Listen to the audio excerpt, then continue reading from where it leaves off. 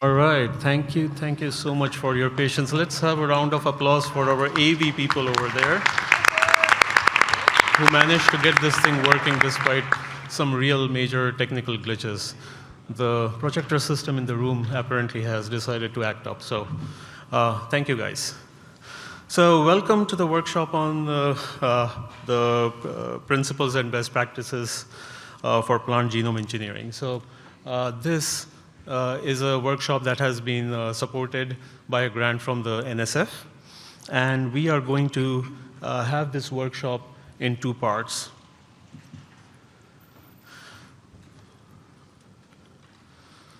All right, the first one is going to be led by the PlantGENE Steering Committee. And this, like I said, is again made possible by a grant from the NSF.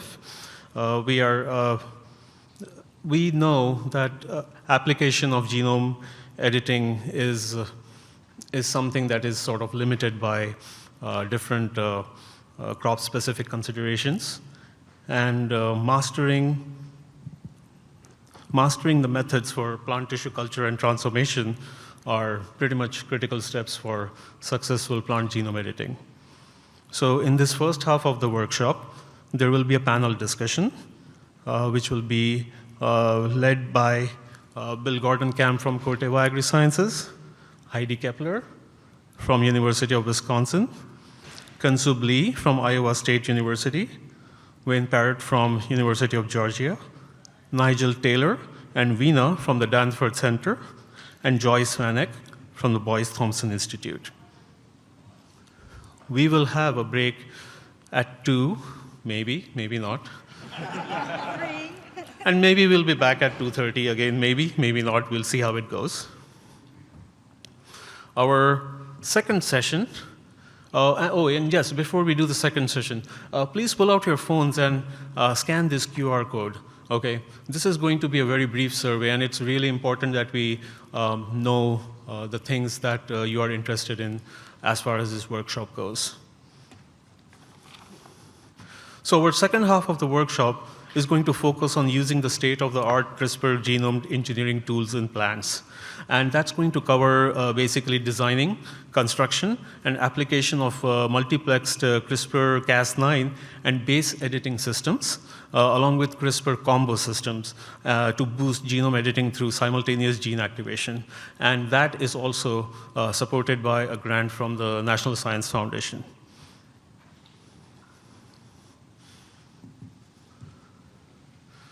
So we are going to switch our slide deck now. And I'm going to hand the floor over for this discussion to Joyce. Thanks. I have to go over here. As Nagesh said, thank you so much for your patience and for sticking around. We really appreciate it. And again, thank you to the team for getting us up and running again. So the way we're going to run this is I'm going to go through some slides and give you background information on PlantGENE. We don't have time to go into a lot of detail, but we have a website that you can visit to learn more. And then we're going to turn it over to our panel and have a discussion on plant transformation. We have slides and topics that will help guide the discussions. Some of this came from those of you who completed our survey to give us ideas, and we really appreciate that. And we're not going to, this isn't prescriptive, we're not going to tell you how to do things, we're just covering some of the points. We, of course, can't go through a lot of detail in 2 hours. We want this to be interactive, so we want your questions, we want your comments, because it's, plant transformation is such an important part of then being able to do genome engineering. So I'm going to tell you about PlantGENE now. So PlantGENE is a community-driven initiative. And what does that mean? That means that we are getting input from the community, from you, on direction, and also relying on you to engage and to help us deal with this situation that we have with the bottlenecks when it comes to plant transformation. And our intent is to build networks for information sharing, research, and for training. It's led by this illustrious group here, and they'll introduce themselves in a minute. And this is also an NSF-funded initiative, and it's through a research coordination network. And to learn more about PlantGENE, we have a poster. Amy Malzahn, our project coordinator, is right there. Stand up, Amy. Let me make you stand up. Okay. So see Amy during the conference and also visit her poster. And this is a QR code for our website. So as Nagesh said for the other survey, phones up. And this will take you right through to our website. And Amy worked on having a mobile version available right before this session. Okay. So this is a mind map, or we refer to it as the octopus, for PlantGENE. And I'm not going to go into a lot of detail on this, but I'll just take you through the oh, there it is, okay. Take you through the major hubs of this. So we are working towards building a transformation facility network, and that is bringing the directors together for discussions virtually to talk about issues and try to have some better interaction between the facility directors. And there's also on our website now a transformation facility directory. And then we have our website, which is a big resource. We're really putting a lot of effort into having this sort of be a one-stop shop for protocols, job postings, and membership information for you to connect with. And then we have our virtual workshops. We had our launch event last October. We had our first virtual workshop in March for tissue culture-free plant transformation and genome editing. We're having another one coming up at the end of this month and another one in July, so visit the website to learn more about those. Training, facilitate training, huge part of this, right? We really need to find the people to be able to do this work, so we're working towards facilitating training. And the last part will be to build these collaboration networks. And again, we're going to be using our website and sort of like a dating service where you can go to that section eventually for forming collaborations and find those who have common interests to help break these bottlenecks that we face. So these are some PlantGENE resources that we have available. I mentioned the website. We have these upcoming workshops. And I have listed here the different resources that you will find available. It is a work in progress, so any input you can give us on the website will be very much appreciated. So this is the PlantGENE Steering Committee. We have 170 years of collective experience, and with experience with 50 to 100 plant species. So it's a pretty powerful consultation team here, and it's free for you today. So take advantage of it and ask your questions. And comments will be really appreciated. And Nagesh is going to get a workout because he's running around with the microphone to get your comments and questions, because this is being recorded, and if you don't use the microphone, we won't be able to pick up what the comments and questions are. Okay, so this is a roadmap of what these discussion items will be. It's establishing a plant transformation system for new species. We're going to talk about explants, medium preparation, and all these other points that I've listed. So before we dive into this, I'm going to have the steering committee introduce themselves by giving you their names and their affiliation. So we're going to start over here on the right with Bill. I'm Bill Gordon-Cam from Corteva Agriscience.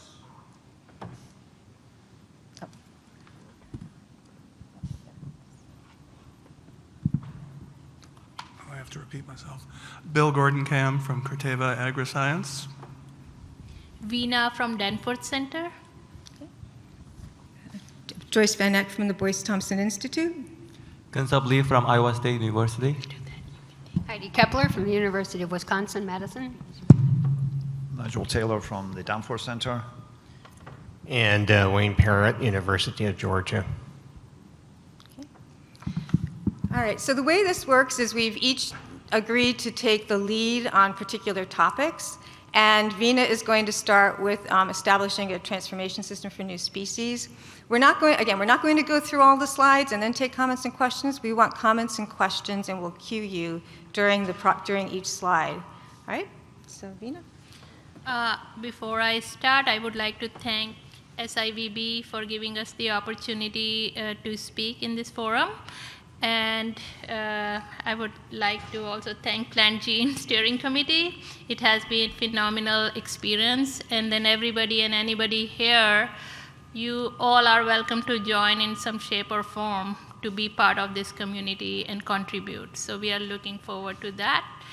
And all these slides you're going to see today and the points we are going to make today, these are based on the questions we have received. So some of them may look very basic or lame, but there is nothing, like people struggling, they have a need to be addressed. And so we try to make it as basic as possible, but it is not limited to the points we are making. So these are the starting points. So that's what I want to emphasize before I get to that. And so the section I'm covering is establishing a new transformation system for new plant species. How we go about that, it is very similar to if you are establishing an already established system which somebody has established in their place, and then how you are going to onboard in your place. And so it's very similar to that, but let's focus on how you go about the new species. And so how we recommend, if people don't know, it's starting from the Google search engine and search for the literature. If you cannot find any literature on that particular plant species, then you can look for the similar or same family of plant species to look for the methods or the insight on what people may have done, so that you can leverage on those methods. And if you cannot find anything, then you can look very foundationally whether it is monocot plant you are working on, a dicot plant, and are there methods available for that, and what you can do to leverage for the system you are trying to develop. And again, if it is a woody plant species, how you're going to go about that. And if all these process or these steps I just mentioned, if that also doesn't get you to the place you want to go, then you can always visit PlantGENE site and connect to the experts to help you guide through. That being said, I would like to say do your homework, because that's how you're going to get there faster. It's very important that PlantGENE members would not be able to hold your hand to get there. So do your work, find the questions you are looking for to help us to help you get where you want to go. With that, I will pass to Wayne. Oh, right? wait, questions, Oh, yeah, questions comments? and comments. So would anyone like to add to these points about how you get started? Yeah, Okay. great.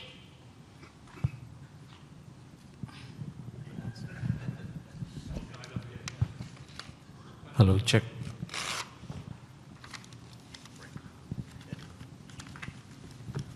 Yeah, it's interesting because in some of the, you say use Google. In some of the conversations I've had, in fact, I had one Thursday,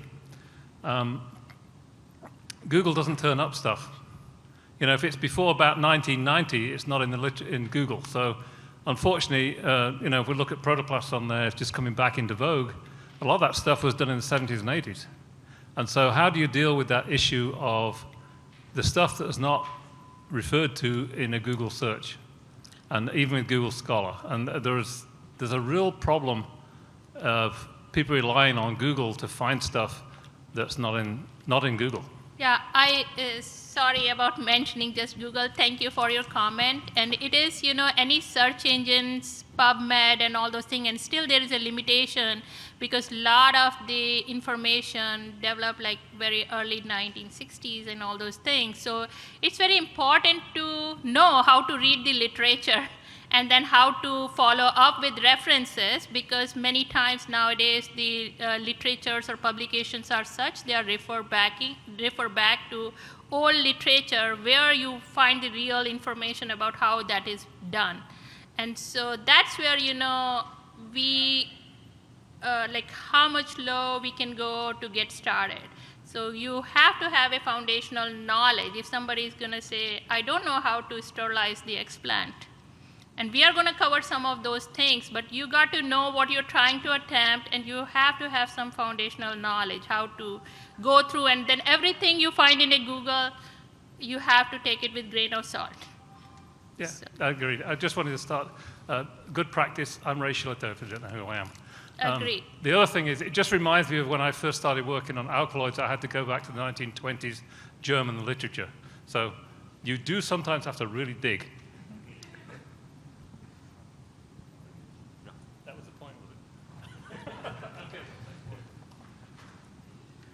Any other comments? Anybody from the panel want to say anything? No? If you're not going to ask, we are going to point people to ask you questions. So be prepared for that because it is an interactive session. So be prepared and not surprised. So I think people will warm up as yeah, we go along. yeah. Okay, all right. So, So the next is Wayne, and we're going to talk about. We have a series. We have a series of slides on explants, preparation, sterilization, environmental conditions. Wayne. So, greetings, everyone. So, explants would be tissue used to get started, and I think the rule of thumb is start with the easiest and most accessible explants you can get. Okay. Greetings, everyone. The rule of thumb is to start with the easiest explants that you can get your hands on. But on top of that, there's certain perceptions in the public that we've noticed that, if you're a monocot, you're doing mature embryos, but if you're a dicot, you do leaves, petioles, and whatnot. And the truth is, it's much easier to get your hands on leaves and petioles, but if those don't work, immature or mature embryos will work very well in many dicots. And so I think the rule of thumb across the board is tissue that's young, meristematic, in the sense that cells are still dividing, tends to work really well. And the other thing is, I think across all types of plants, the orientation of your explant on the medium can have a huge effect. So pay attention to that type of detail.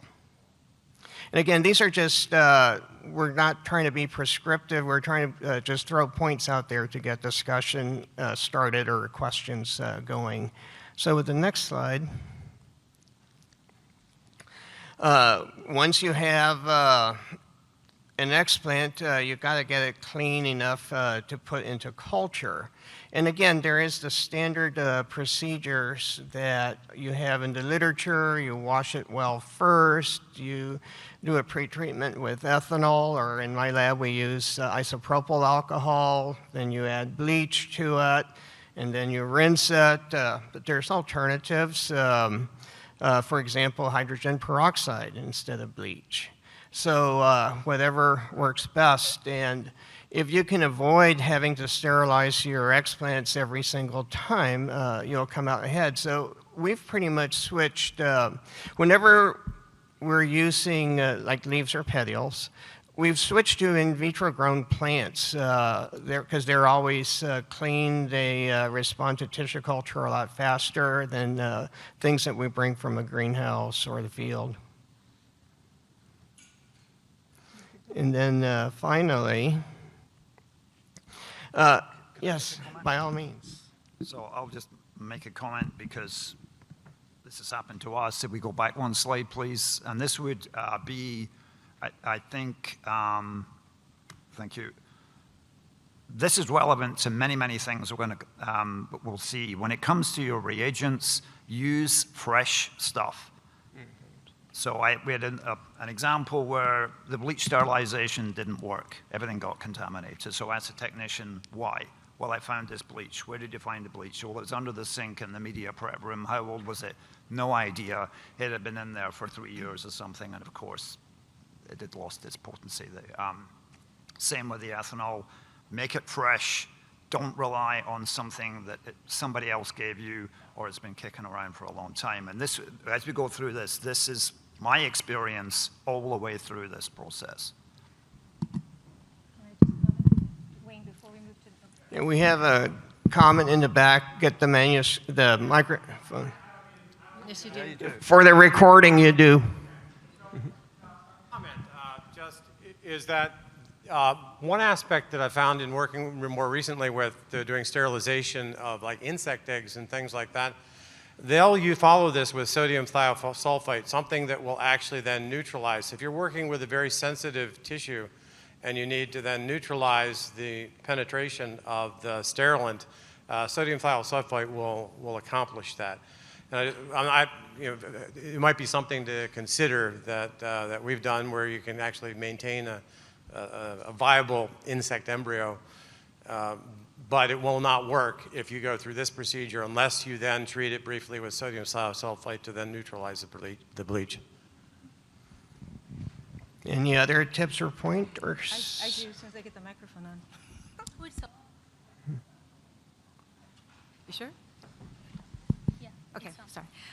So, two things. One is, we learned in my lab that bleach, you get in a bottle, does not last forever. So it loses its efficacy over time. So I think we reached pretty much, if it's 6 months old, or it's older than that, then we have found that we have to get a new bottle. We found this out the hard way when we were trying to sterilize something, and no matter what we did, the same material, it was turning up with contamination, and it turned out to be the bleach.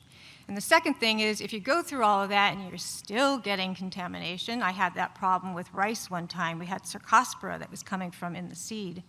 We did put a fungicide in the medium, or antifungal in the medium, and that really helped. And I've also had to use antibiotics, especially when we were trying to do some micropropagation work, and we had an internal contaminant. And by putting an antibiotic in the medium really helped to avoid us having to go through all this sterilization and then not getting anything clean in the end.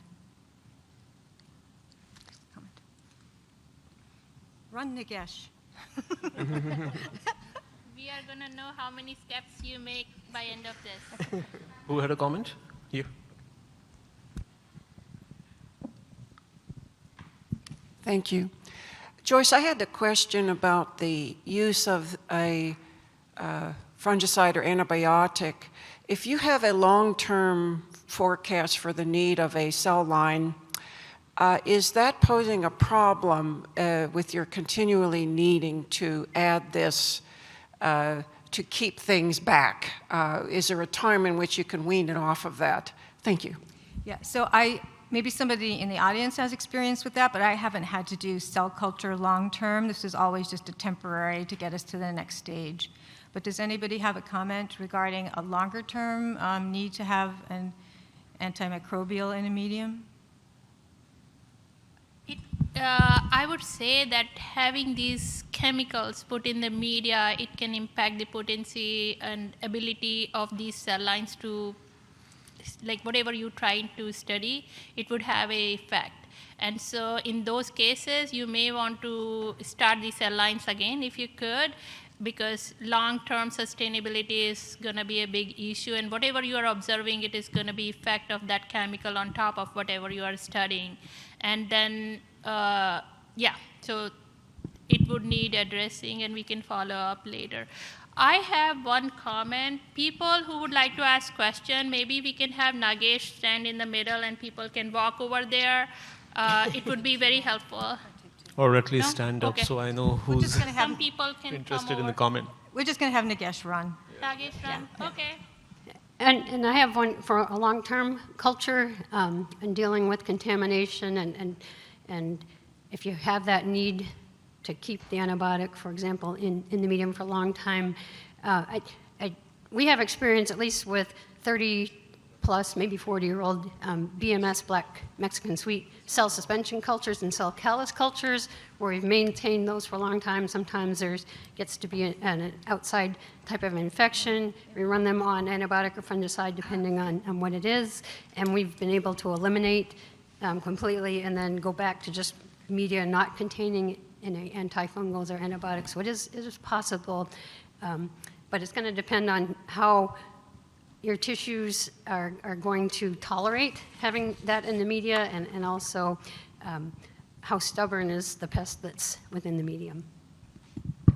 I have one more comment on that, having maintained some things for 30 years, and that is, if you put in something to suppress microbials, you may end up spreading contamination by having a low-level contaminant that you don't realize is there, and by the time you figure it out, it breaks out in everything you're working with. So there is a risk associated with keeping antibiotics and so forth in there, like cefotaxime and timentin and so forth, that can result in a catastrophic loss. Any questions? So if we move on to So the final aspect of the explants would, the things that we tend to think less about, but in generally the healthier growing that your source plant is, the better off you are. It's easier to work with greenhouse or growth chamber materials. They also tend to be cleaner than field materials. Lighting, particularly embryogenesis, lighting can be quite inhibitory. Like in my lab, we have what we call a dim room that's about 5 microeinsteins. We have a bright light room, and we have a dark room. And depending on the species, we adjust the lighting they go on.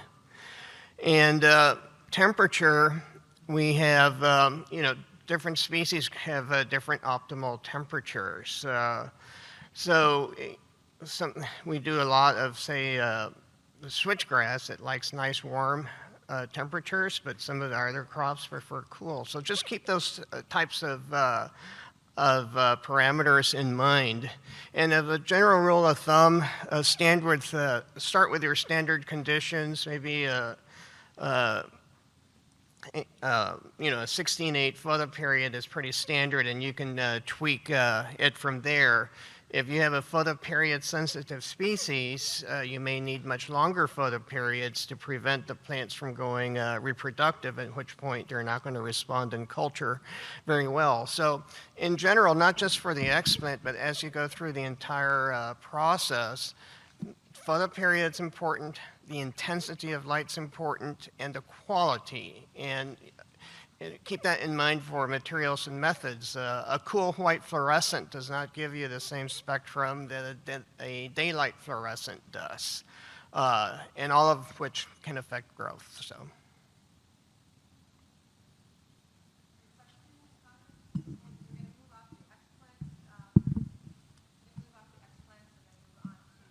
Media preparation.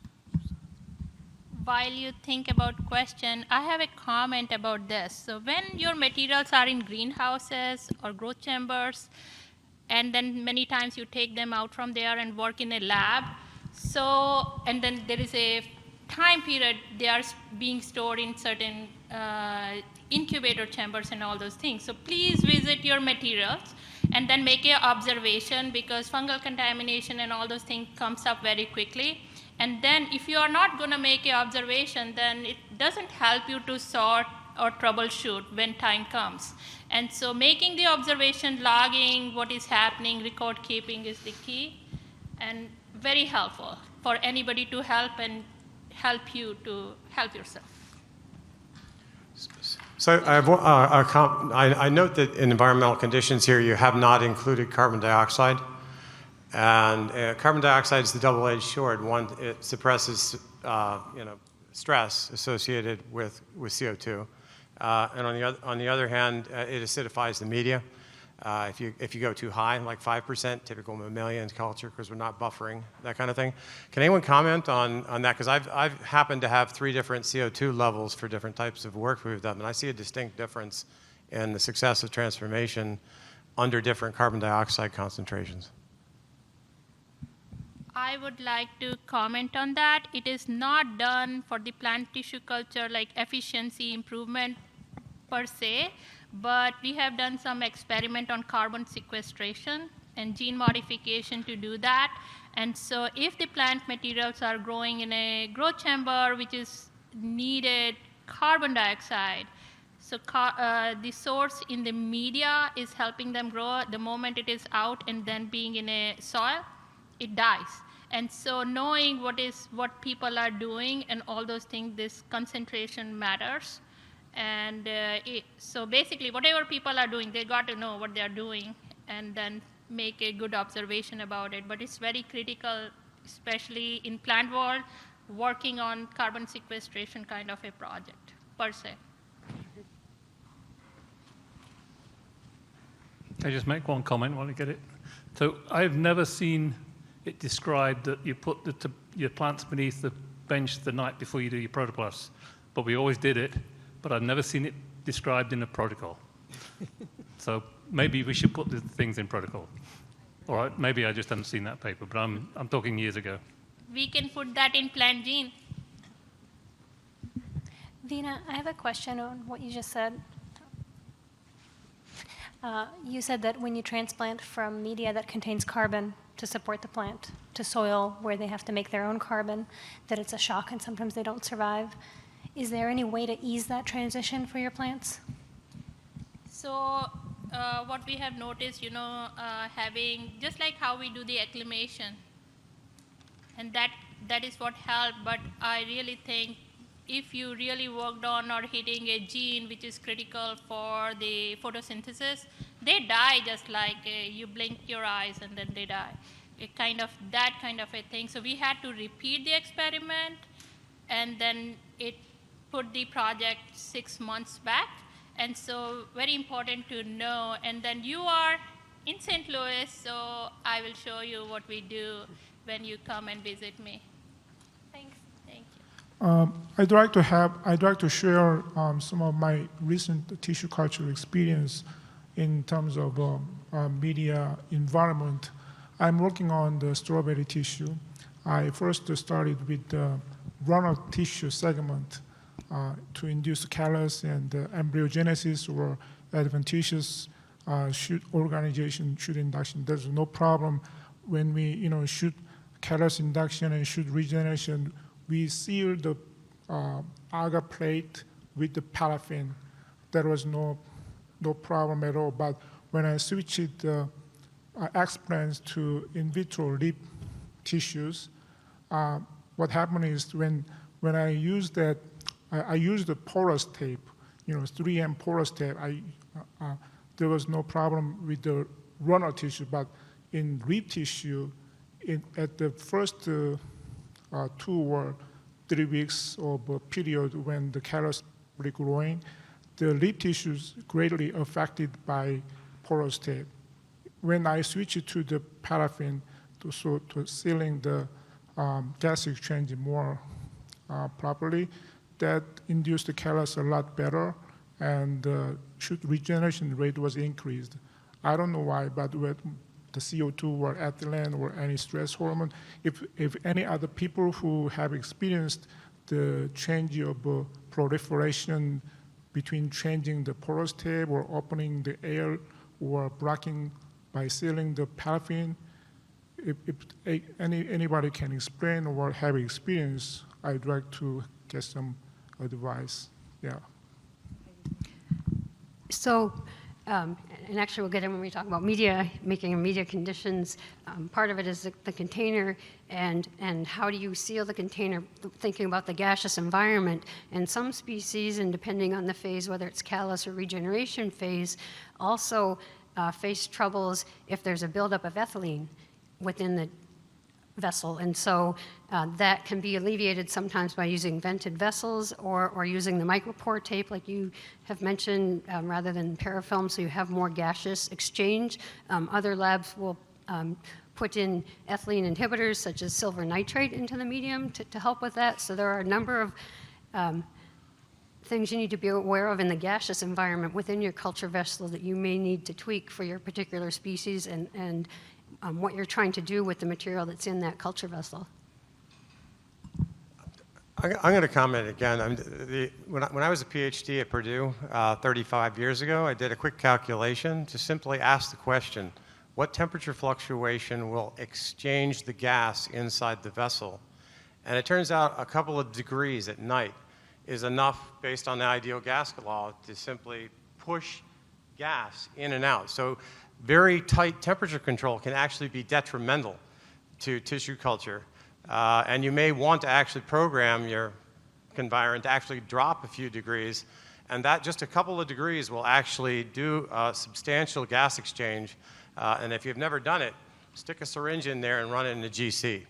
And then you'll have a good idea of the extent, because do the calculations of 20 grams per liter conversion to CO2, you're going to suffocate your cultures if they actually don't have sufficient gas exchange.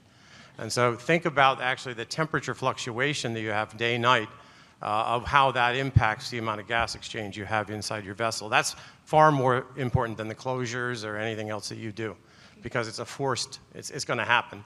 You have that 2-degree temperature change, that gas is not going to pressurize the vessel, it's going to move. Great. Thank you. Thank you. That was really a really excellent discussion. It seems like we could continue, but we're going to move on now. We have the media preparation. We're going to cover, Heidi's going to cover culture vessels and some other aspects of media preparation.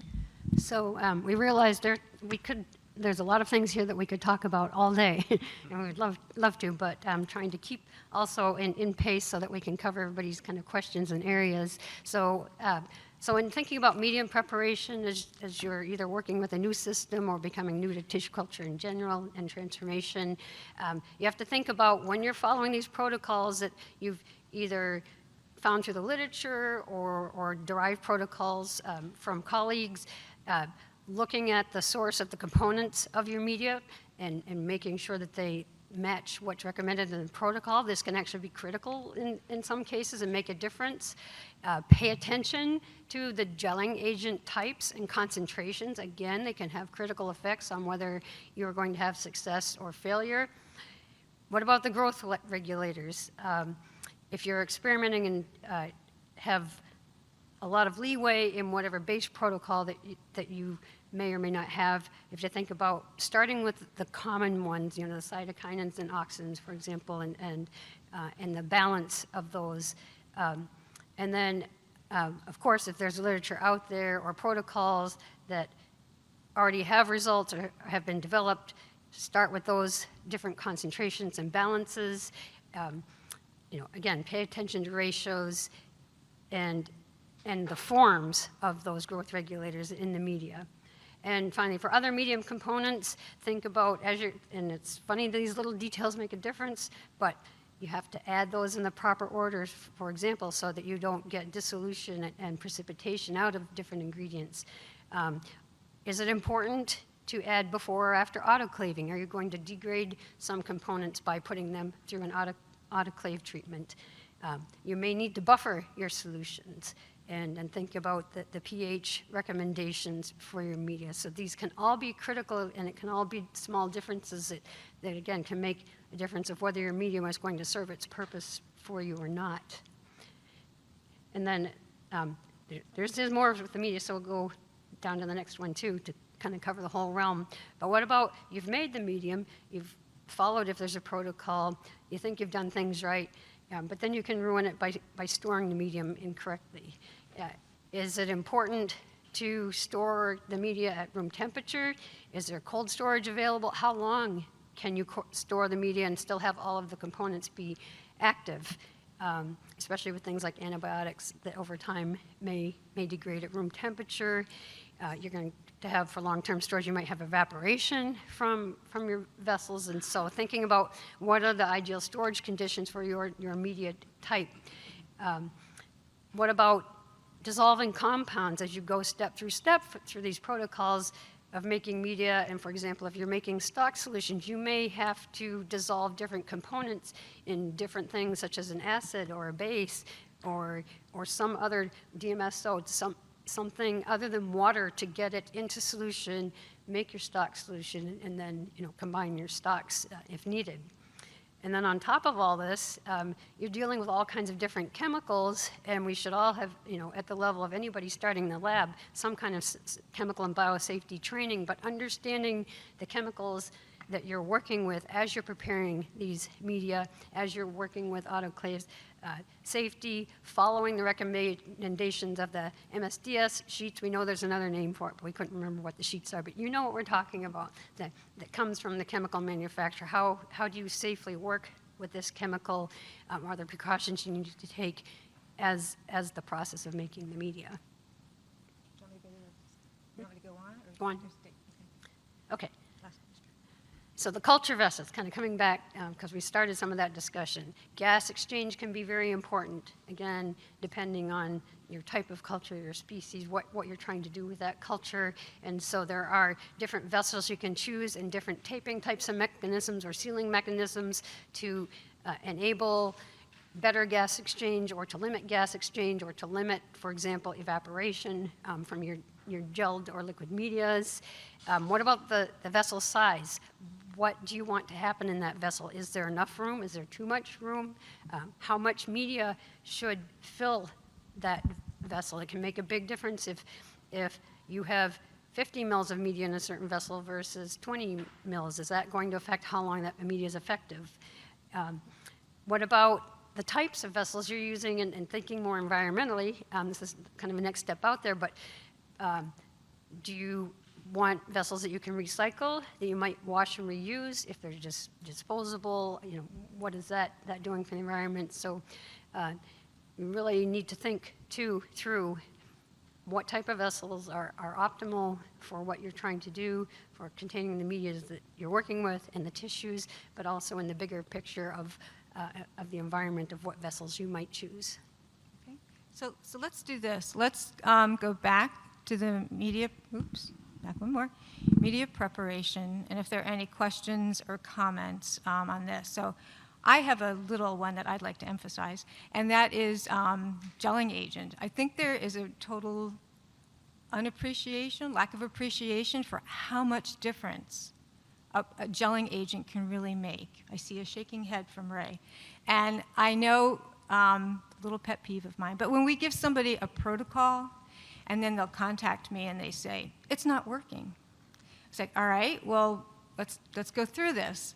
And one of the first things, even though we have it bolded in red, and it says, use this gelling agent at this step and not at the other one, they substitute it. And they say, well, we didn't think it mattered. We didn't have it. And I said, well, there's a reason.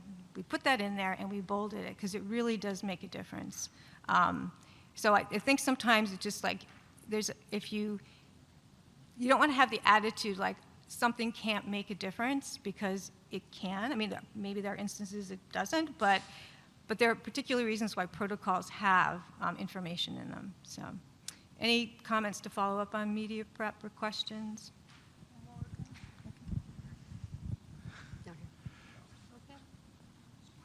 I'll go ahead.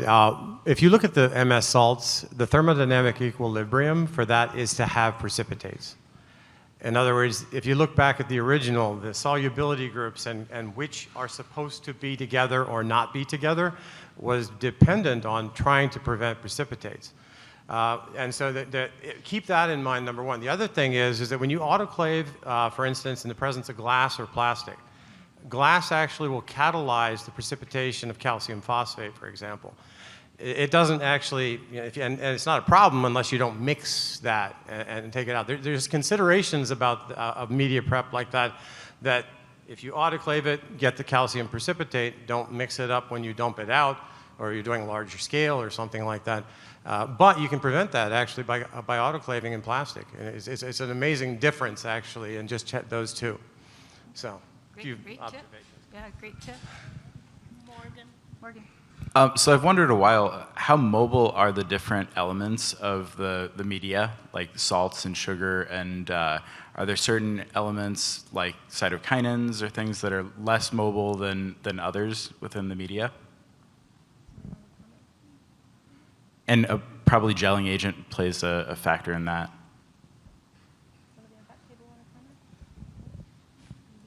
Well, this doesn't speak necessarily to the mobility, but certain elements do, for example, affect the gelling ability of an agent. So, for example, with Phytogel, if you get too high levels, for example, of the divalent cations or things like calcium, and actually some antibiotics, when you go, on high levels, it can actually cause it not to be able to gel, and that's of course going to affect everything moving in your medium, but that doesn't really address movement of the other materials. I would just like to emphasize something that Joyce said, and not just the gelling agent and the particular name of that agent. One of the things I find when I'm reviewing papers is the number of people still in the materials and methods that do not say exactly the source of where they're getting their stuff. And that is incredibly important. And that includes even not only the vials you're using, but the source of those. Different plastics have different off-gassing. Different companies seem to more or less offer the same product, but it doesn't always respond exactly the same, because I'm assuming because there's other different off-gases, residuals in different companies' plastics. But all these things, there's a reason why when we're reviewing papers, that you tell us where you got the stuff, is because that is also a very important part for being able to replicate. If you're getting it from a different source, it may or may not be exactly responding the way it is in the paper. Great point. Yep. So one of our goals, and Joyce mentioned this at the beginning, is posting protocols on our website. And in that place, these are the type of details we really want to capture. So as much detail as we can get, including everything that you've just mentioned in our protocols. And the pitfalls as well. So we're going to be providing opportunity there to get into really high-level detail, which sometimes some of the journals really discourage us from doing. So I have a couple of comments. One is on the medium. And you saw me nodding my head because many, many years ago, we were working with protoplasts and embedding them in a very high purity, low melting temperature agarose was what made them divide. And that was how we did it. And the other thing was on the mobility, I did an experiment a long time ago on using pH indicators to detect and select transformants. And it was very interesting because what you can see, it's like a zone of inhibition. The pH change in the medium, across the medium, you can see the difference in pH across the medium if you do that. And actually there was an interesting paper not very long ago, again on using pH indicators. I can't remember who published it. And I thought that was quite interesting that somebody was back to using them again. But you can see that like a zone of inhibition where the ammonium ions were being absorbed. It's interesting. Yeah, very interesting. Oh, hi. We were just talking about contamination earlier and making sure that you're changing out your bleach at least every 6 months. And in my lab, we've actually realized a huge source of contamination was coming from our pH buffers. So I was coming across with everything was getting contaminated, and it took us a while to figure out that it was coming from our pH buffers. So we've been changing them out every other week to ensure there's not a spread of contamination. So I just wanted to make a comment to recommend that. Just one comment on the pH meter. And so yes, people should change the buffers. And then because we are making a media which is high in sucrose and all those things, so please clean the probe because underneath you will find things growing. And so very important and great point, and there is a question there. Yeah, hi. I just have a comment for documentation of protocols. What's really important for me as a student who's trying to replicate protocols is knowing why things are the way they are. So if you have, say, you were talking about the gelling agent, specifically which gelling agent being very important, if that isn't documented, then how am I supposed to know that changing it will make a difference? And if you just say, well, follow the protocol exactly, then what you're doing is you're generating a generation of scientists who only know follow the protocol, and if you change it up, it doesn't work, and we don't know why, but it doesn't matter because if you follow the protocol, it'll work every time. So really documenting that knowledge of we tried it and this changed and that made it not work is really important for me to learn. That's a great comment because I think sometimes knowing what doesn't work is just as important as what does, so that you don't go rogue and start trying things and then they find out, oh yeah, that lab did that. So we try, at least not in our published protocols, as they don't want to hear what things didn't work, is that within our lab or that we share with people is we have this list of, we tried this, it didn't work. We tried that, it didn't work. And I think, yeah, it's a really good point because you don't, why? And I think I also know that at least some of the universities I am familiar with, they've reorganized and they don't give you the theory and the basics behind this anymore. And it just, speaking for myself, really bothers me because you don't want to just do. You want to understand why you're doing what you're doing because that then helps you with troubleshooting. So a big part of our training mission is to have students have this kind of make up the lack of what universities aren't doing and have that basic knowledge there. And I'd like to add to that comment too, especially for students or postdocs or people who are just new to the whole realm of transformation and tissue culture. If you can get hold of a good textbook and even kind of the older classical textbooks that explain the basis for tissue culture and really go through the details of what these components are, what they do, what they don't do, there are a number of good textbooks and manuals that are out there. And again, some of them are classic and some are very new. They have excellent chapters that will go into detail that won't cover the things that a paper that's just printing out a protocol would go into. One comment I want to make, when things don't work, please don't jump to the conclusion that method don't work. And so, because it comes to the point that maybe something needed to be changed. So follow and understand and ask these questions and ask PlantGENE people if you have questions. Okay, great. Gosh, we should have asked for more time. Oops. It's all good. Oh, the monitor's still there. I saw it used to be. there, Okay. it's there. So let's move on to the antibiotics part of this. Oh, yep, I think that's still me. That's you too. They're going in the medium, so. So when we're talking about antibiotics, they both can be used as selection agents in the transformation, part of an experiment, but also in reducing or eliminating growth of agrobacterium if you're using agrobacterium as a transformation method. And so when you're working with the antibiotics, you need to understand, and it seems like this has been lost over time, this knowledge, looking at the activity ratings of antibiotics, because batches of antibiotics can have different levels of activities, even from the same manufacturer, but coming from different manufacturers, and you want to base your selection or the levels that you put into your media on those activity levels. So being aware of that and then making the correct adjustments. Then general rule of thumb is it's probably best if you can add those after autoclaving to maintain the activity at the desired levels of the antibiotics. And if you're adding after autoclaving, it's not pull your container out and immediately dump the antibiotic in, let it cool to certain levels, and it's going to depend a bit on the antibiotic and the gelling agents. And also when you're thinking about antibiotics in your medium, how are you storing and how long should you store that media to maintain that antibiotic activity within the medium?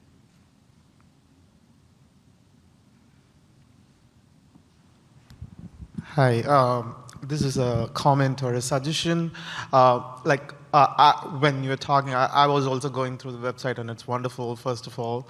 And my suggestion is I'm more of a visual person, but certain techniques, this is like plant tissue cultures, I take everything like cooking, even though you have the recipe, if you see there are certain techniques, when you see them, you learn much better.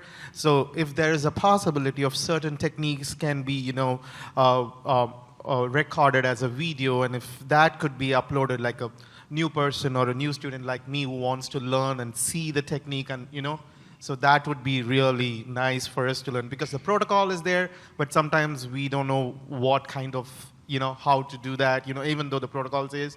So if, the skilled person can take a video of that and then, that can be put along with the protocol, that'll be really useful for us. Just a suggestion for the future. Yeah, that's a great suggestion. And really, we're a small team here, and we would really love for the community to help with that. So, when you suggest something, you're volunteering, so be in touch. Yeah.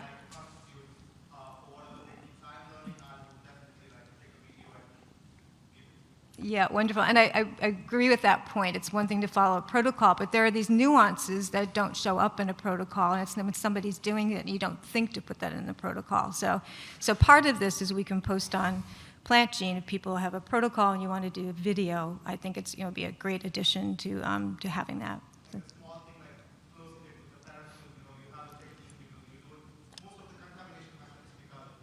Right? Yeah, exactly. Okay. Thank you. Thanks. Okay. Okay, go ahead. Go ahead. Okay. Over there. Yeah. Regarding antibiotics, is this on? if you wish to use a compound to get rid of phenolics, I'm really concerned every time I use something like that for fear it's going to have a complicating effect on the antibiotics and possibly the hormones as well and their efficacy. I'm thinking in particular of two things I've used in the past, activated charcoal and PVP.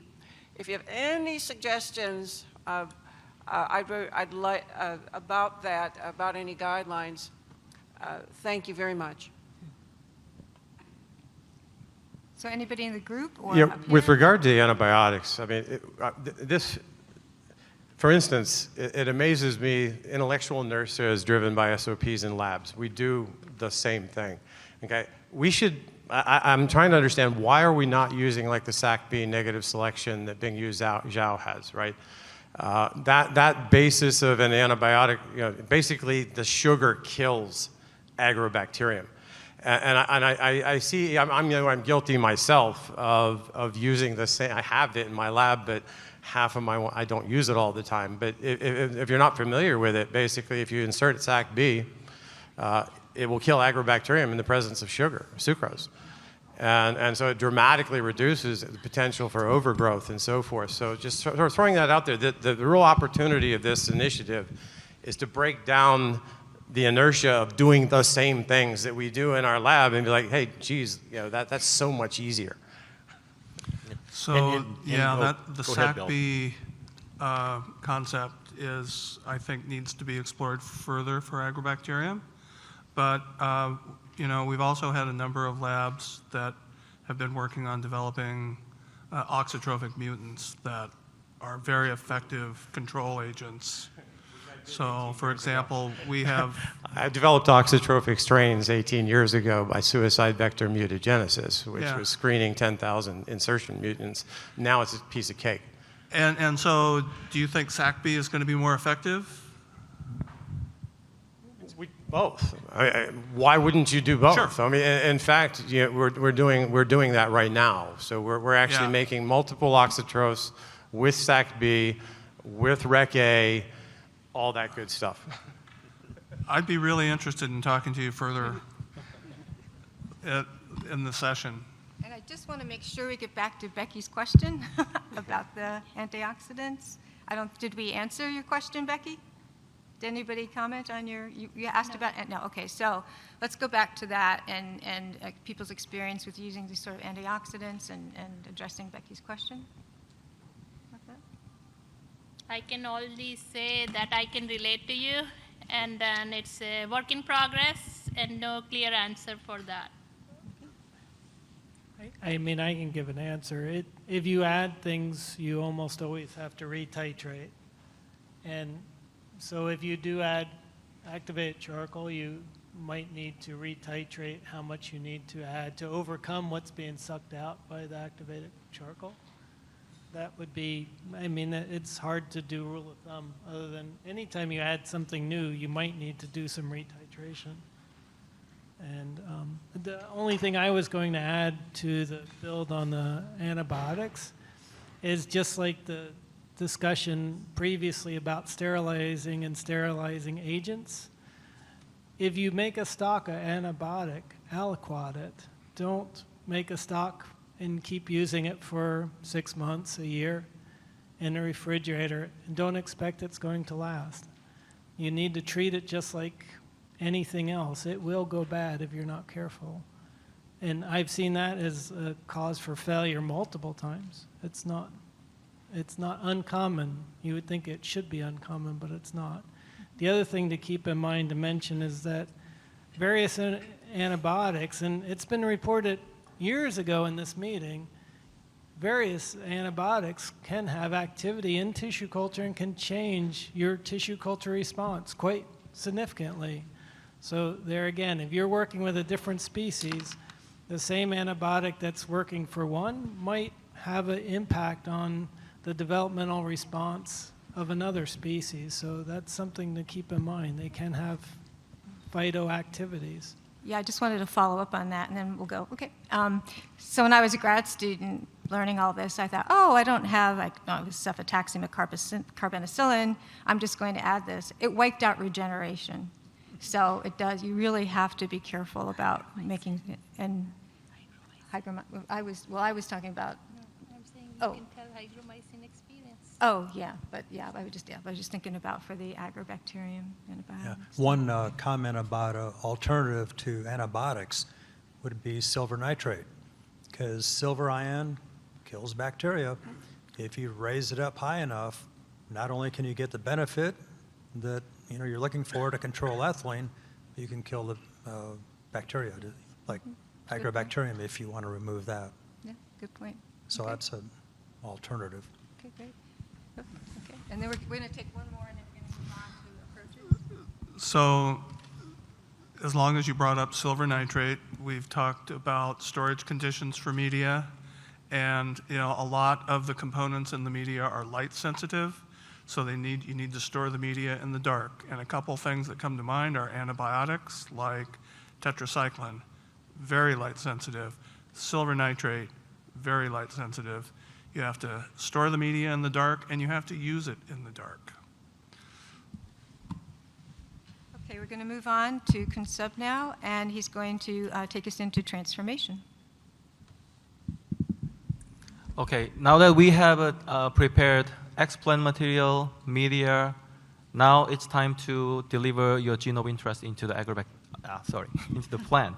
So these are the most common used method: agrobacterium mediated transformation, gene gun or biolistic mediated delivery, or protoplast transfection.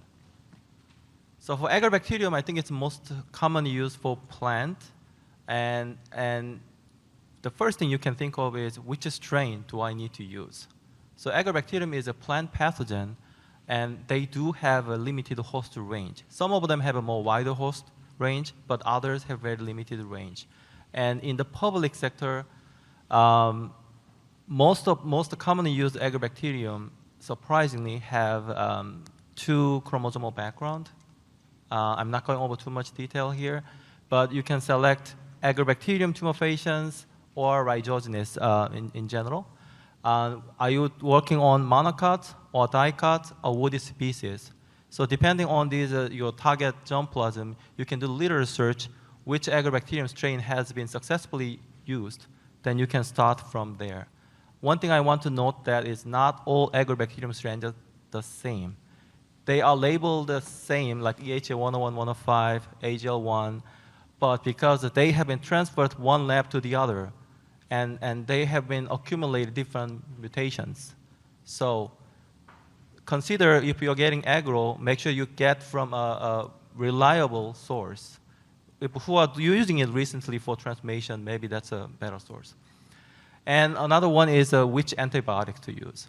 Right? During the development of these agrobacterium strains, they have different resistance genes. For instance, EHA 101 has a kanamycin resistance.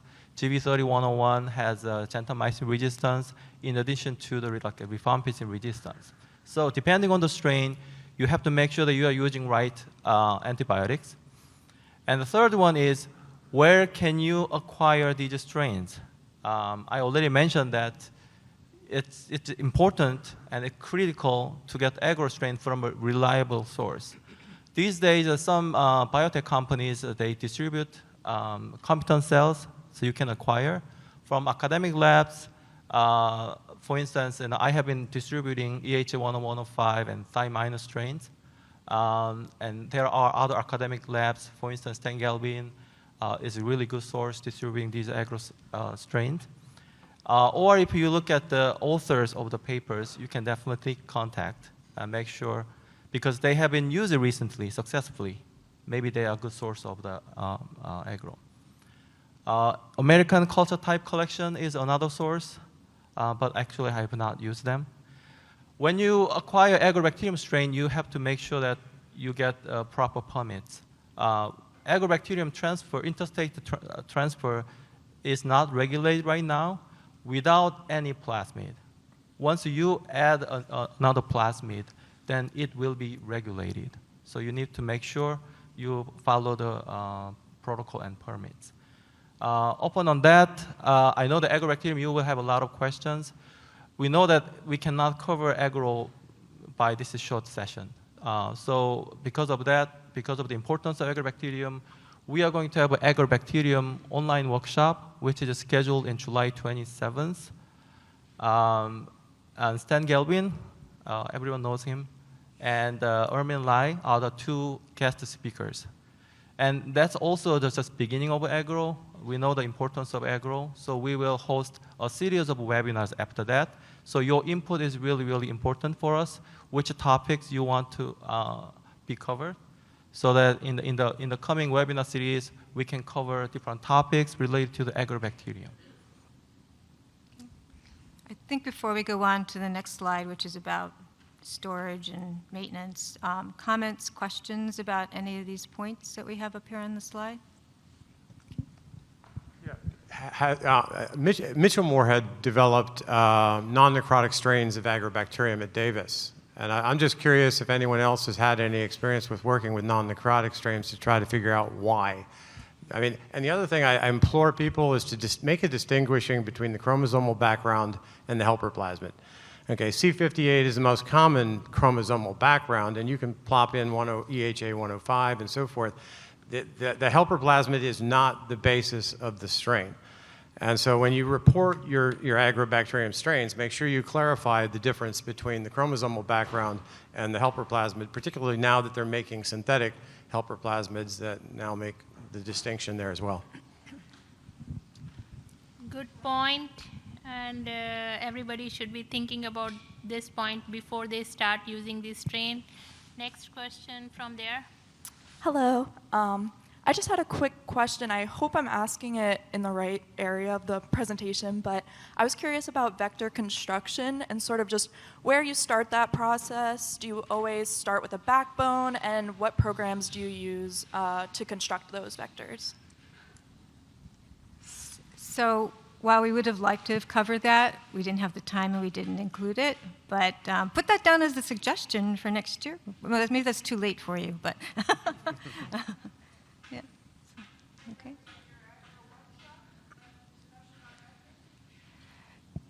Well, you mentioned an agro workshop July 27th. Will you discuss her question about vector construction? For July?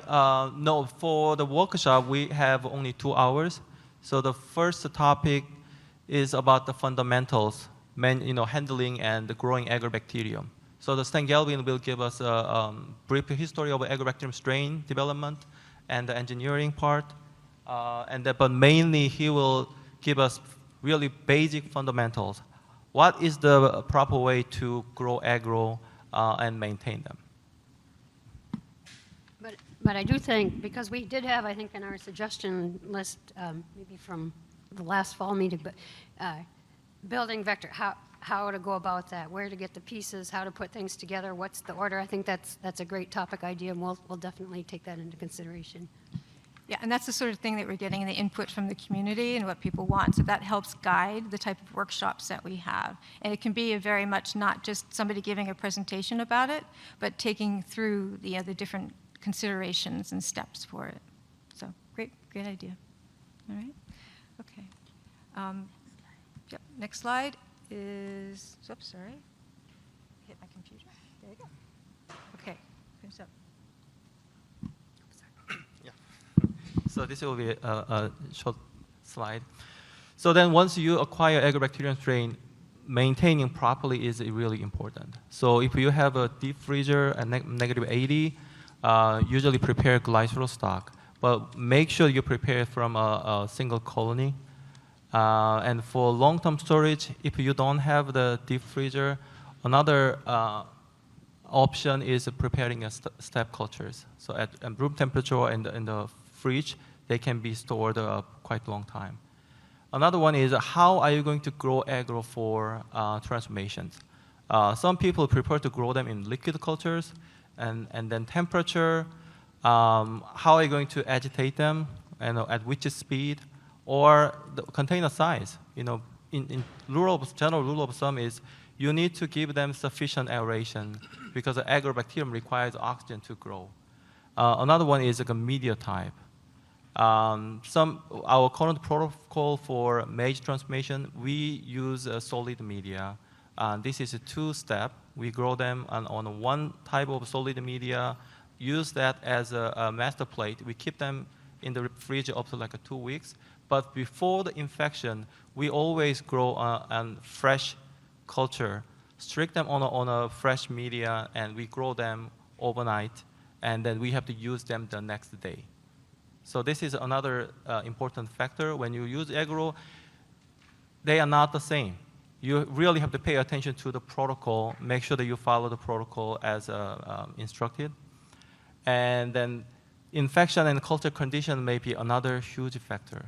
How are you going to harvest the cells? How are you going to adjust the cell density? And how long you incubate, right? How long you infect the explant. If you infect too long, maybe you will have overgrowth issues. If you infect too short, then you don't get sufficient infections. Any questions? I have one comment. Can I? No. So the temperature here is very important. And so many times when we are making a vectors, we are building that using E. coli. So 37 degrees people are growing, but when you move that into agrobacterium, 28 degrees or lower temperature is needed. If by mistake you end up putting it at 37 degrees, chances of you losing a TI plasmid, which is important for ability of agrobacterium to transfer the tDNA into the plant cell, you will end up losing it. So please remember this point. It's very critical for working with the agrobacterium.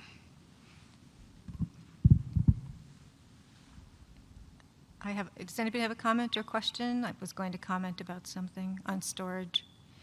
So we found out in our lab that we had 3 people doing transformations, same material, same, all the conditions are the same. But one person, their efficiency was significantly lower compared to the others. And everyone was instructed the same on how to handle the agrobacterium. So we would maintain our agrobacterium in the refrigerator for a very short time, and then people would make glycerol stocks.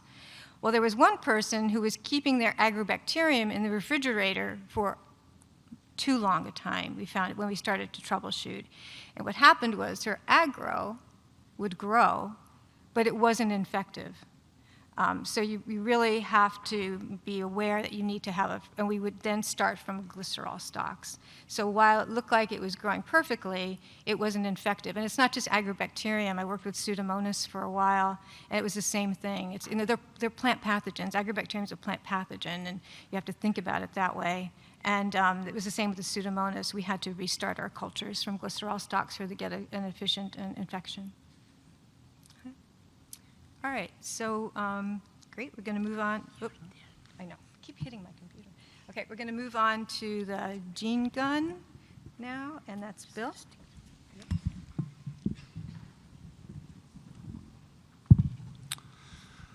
So back in the 80s, when a lot of species were non-transformable with agrobacterium, and protoplasts were difficult for a lot of species, people were looking for physical delivery methods, so microinjection and some of these more difficult methods were tried.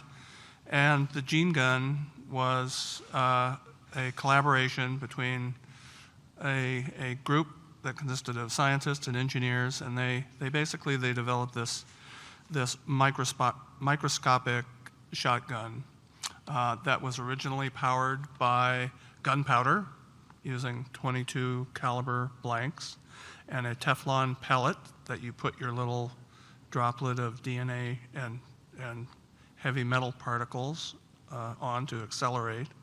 And you shot it towards the tissue and hoped for the best. And it was a pretty exciting time. I even heard that some researchers back then were trying .45 caliber particle guns. I think they were from Wyoming. That's actually true, by the way.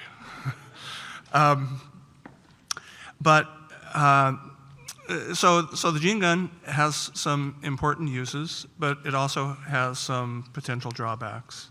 You have to think about what tissue types you're going to be working with. You want to have something that is going to not be covered by aqueous solution, because that thin layer of water over your tissue can slow down the particles too much and you won't get tissue penetration. So your surface has to be pretty well exposed to the environment. You do this under vacuum.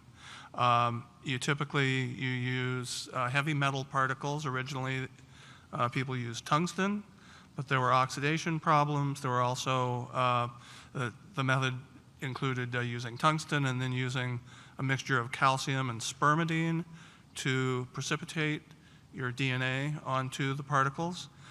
And it worked, but tungsten is oxidative, and so having these tungsten particles inside your cell was probably not ideal. And calcium spermidine, which is still being used today, has a tendency to clump the particles together, and the larger the particle, the bigger the hole you're going to put in your tissue, so it can do a lot of injury. So people switched to gold. And then people have looked for alternatives for calcium spermidine, and a really good one has been cationic lipids, which tend to coat the particles with a thinner layer of DNA. The particles don't clump as much, so you're going to get a very even distribution across the tissue, a higher density of delivery into the cells within your tissue. We've switched now, many years ago actually, from gunpowder to helium pressure to accelerate the particles. And so you can control the pressure that you use to deliver the particles, which controls the speed of the particles and the depth of penetration. You also can use gold particles of different sizes. We started using very crude mixtures that had a mean diameter of around 1 micron, but they could vary tremendously. Manufacture of the gold particles has really improved, and you can get gold particles down to 0.6 microns, 0.4 microns. Down below that, I think you probably are going to start to lose some effectiveness. So there are a lot of technical aspects that you have to juggle to get this to work, but it's been very useful. In terms of the biology, the pros and cons, it was originally used for transgene delivery for random integration, and it worked well, but there were some major difficulties. You're using fairly high concentrations on a cellular level. The number of plasmid copies that you put on a gold particle is going to be fairly large. And so you're delivering many copies into the cell, and so multi-copy integrations were a real issue. You can start to titrate down your DNA, but you can go beyond a point where you're going to get really effective precipitation.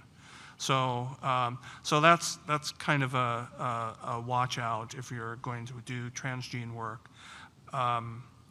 I think a more useful activity with the particle gun has been the more recent work delivering RNPs. And this can be very effective for species that don't regenerate well from protoplasts. So you can deliver your RNPs to do mutagenesis, for example. And so are there any comments on the gene gun before I switch to the next topic?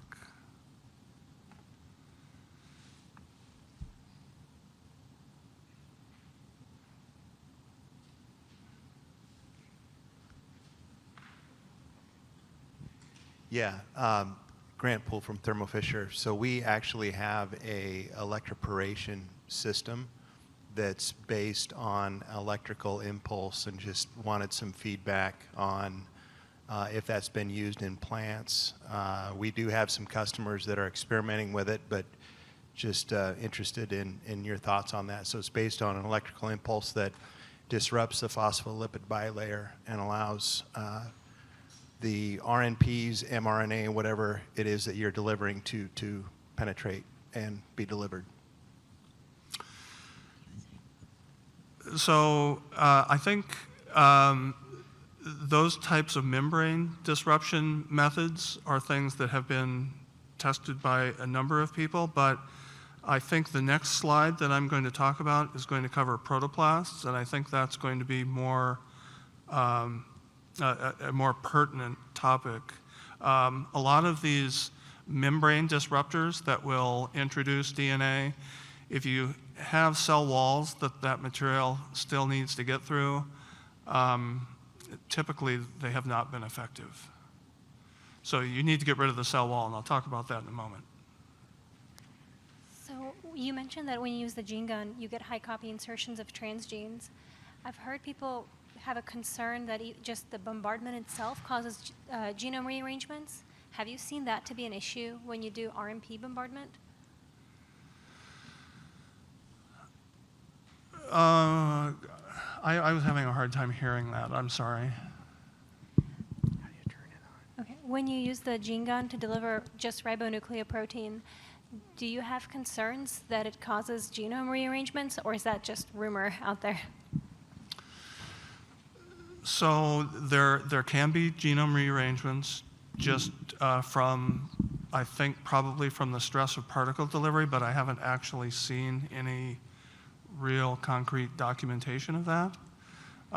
It's certainly, with all of these transformations, it's a lookout.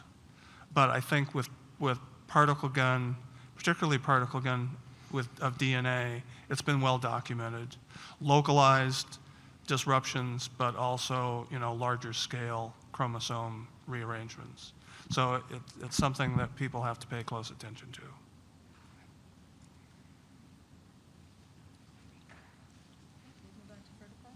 Yeah. So Ray, I know you've been dying for us to get to protoplast. And I have not personally worked with protoplasts since 1985-ish. But during that time, while I was trying to make protoplast regeneration work, I really paid close attention to anything that came out of Ray's lab, because he really had a lot of important contributions that really made things work well.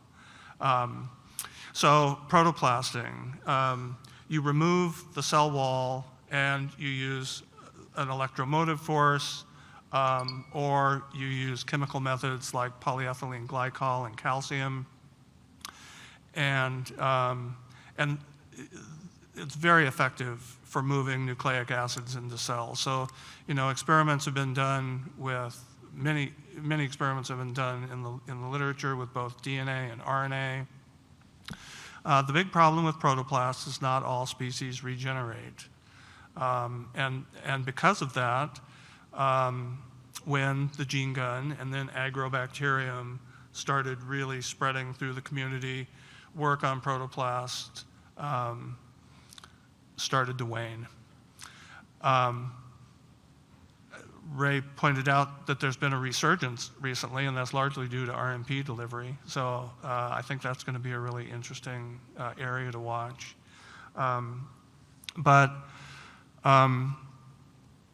So there are also various source tissues that you can use for protoplast. Typically, people start with leaves. It's a very easy tissue to recover protoplast from, but people have used meristems, they've used inflorescences, and there are probably many more that I'm not mentioning.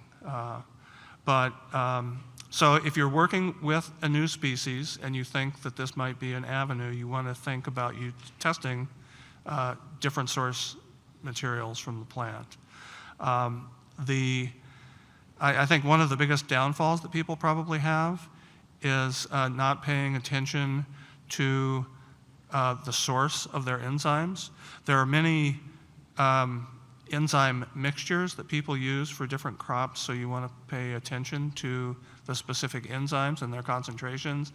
But the company that you get your enzymes from, a big problem with these digestive enzymes is contamination. Many of them come from fungal extracts, And there are a lot of contaminants that can cause problems in cell culture. They can be pretty nasty. So that's a really important thing. When somebody specifies a specific company as a source of an enzyme, pay really close attention to that. So even if you're not going to use these as a system to regenerate plants, they can be extremely useful for testing, for rapid testing of expression cassettes, whether you're evaluating promoters or evaluating terminators, evaluating the assays that you're going to use for a given gene, or getting fancier and, for example, evaluating the impact of different transcription factors. I think there are a lot of really nice uses for transient assays here. And then, of course, RMPs for stable transformation.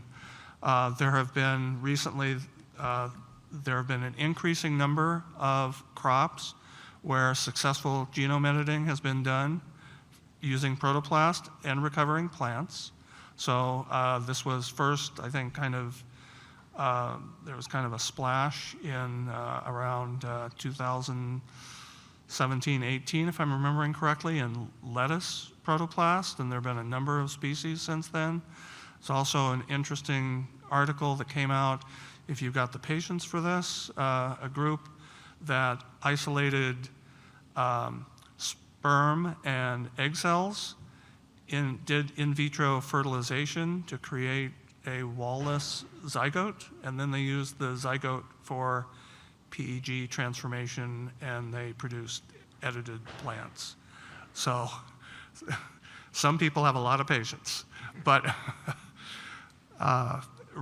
still, there's a lot of exciting biology that can be done with this area. And I'm sure I will get comments. So, no? None? Oh, okay. I have one brief comment, and that's related to the, for instance, in contrast to the plant world where we've sort of gotten away from protoplasts, the animal cell world has taken off in using liposomes. And so this is a unique meeting. I actually ironically came here not for plant tissue culture. It was actually for baculovirus.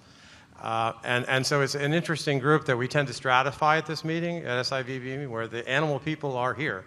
And they have made tremendous strides in liposome-based delivery and so forth. And so we may be wanting to look across the aisle at some of these other sessions on their liposome-based delivery to protoplasts for RNPs and so forth as well. Yeah, great point. I have a couple of questions. One, how do you compare the PEG-mediated versus electroporation in terms of transfection efficiency?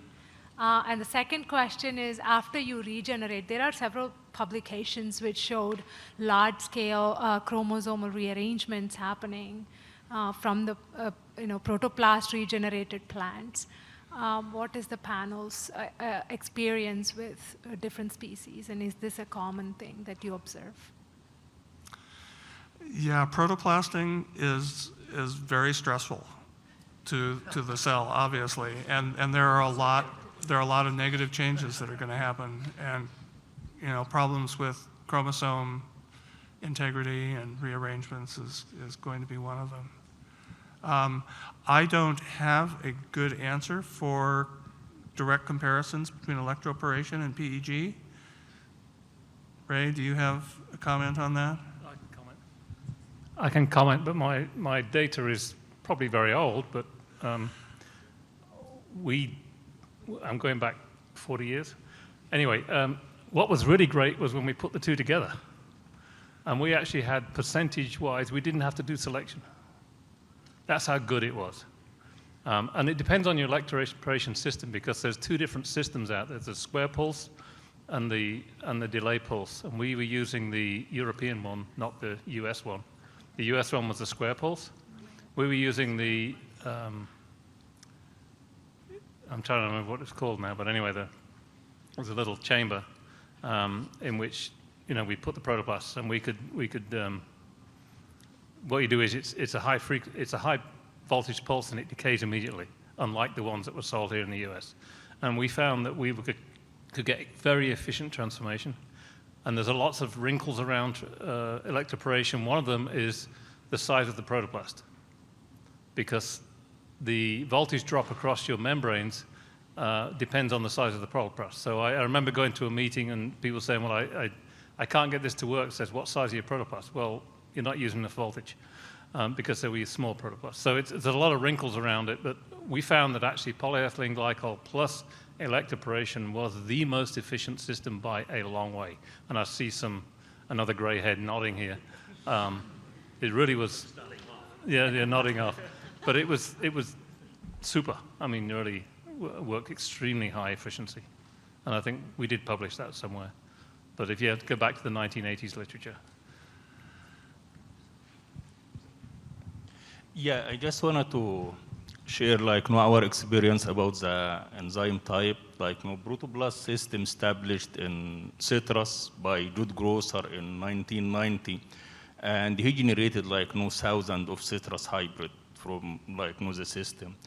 And in 2010, suddenly the protoplast system didn't work in the lab anymore. So we start troubleshooting everything you can, because he's working the protocol working fantastic from 1990 until 2010, almost 10 years. And then we found that we were ordering the enzyme from Japan directly, so it was everything perfect. But what we noticed that the company, it changed the source for pectinase, just the source. And we figured out that the new pectinase, it's toxic to the citrus protoplast. So don't be surprised if you are getting your enzyme from the same company and it was working and then suddenly stop working. Could be just very simple thing, just the source, the fungus they use, they change it, but we don't know what is the reason.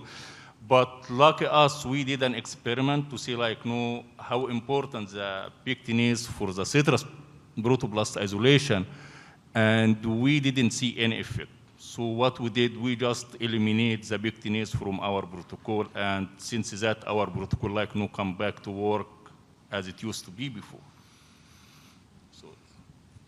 Yeah, so someone made the comment about why things work and why things don't work and how to document that. And I think there was another suggestion about negative results. And we're really interested in the idea of trying to capture some of this information in PlantGENE, and we're still kind of trying to figure out how best to do that. So if people have ideas, love to get more discussion going on the best format for how to document some of this stuff. It'd be great. I think there's one of the slides towards the end, the record keeping. So recording the batch number of your antibiotics or your enzymes, pretty much anything that you get is really important, because we have seen this. It's the same chemical from the same manufacturer, but the batch has changed and you get different results. So you want to be able to track back and identify that as easily as you can. So record keeping, when you're making your stock solutions and when you're making your media, is really important.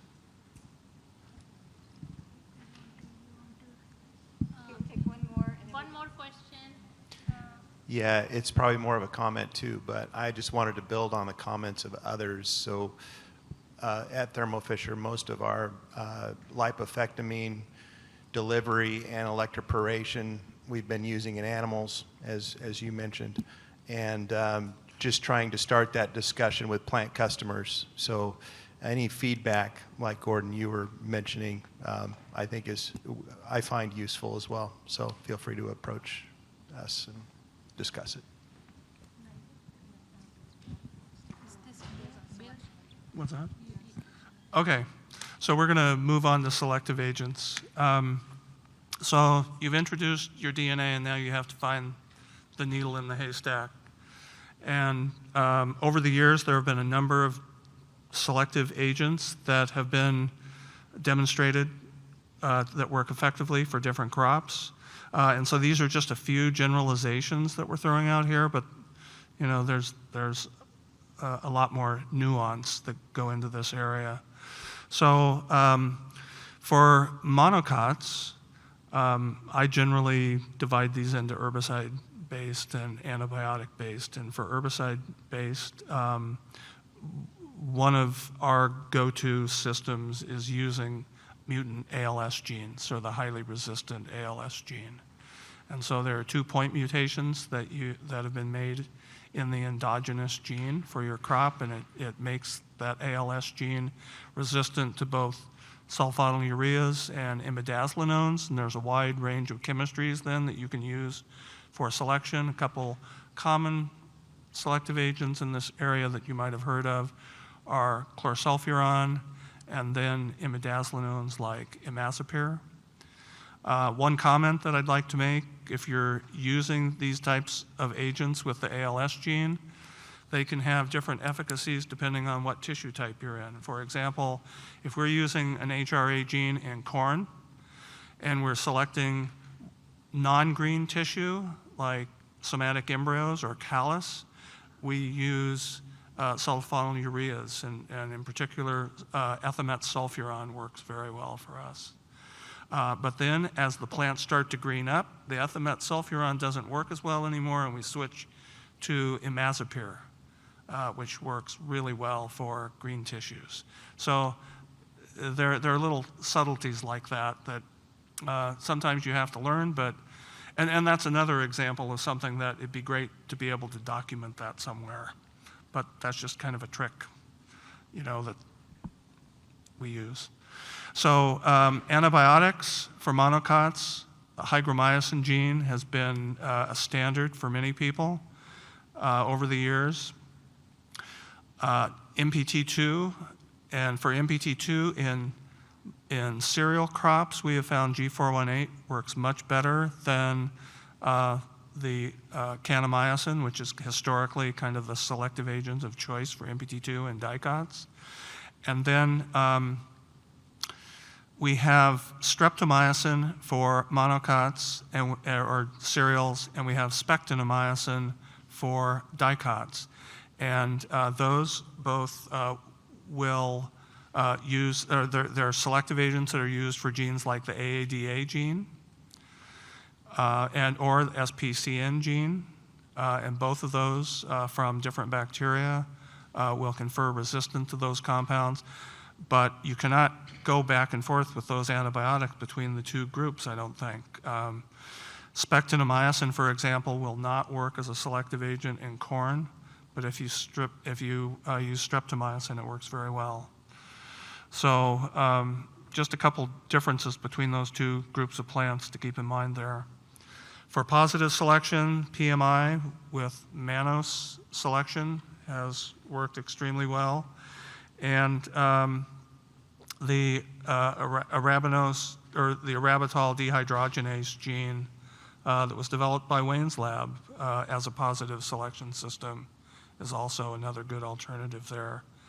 And then something to beware, a lot of, and we've pointed this out for other chemicals, the company source, when somebody specifies a company source for one of these selective agents, it can make or break your experiment.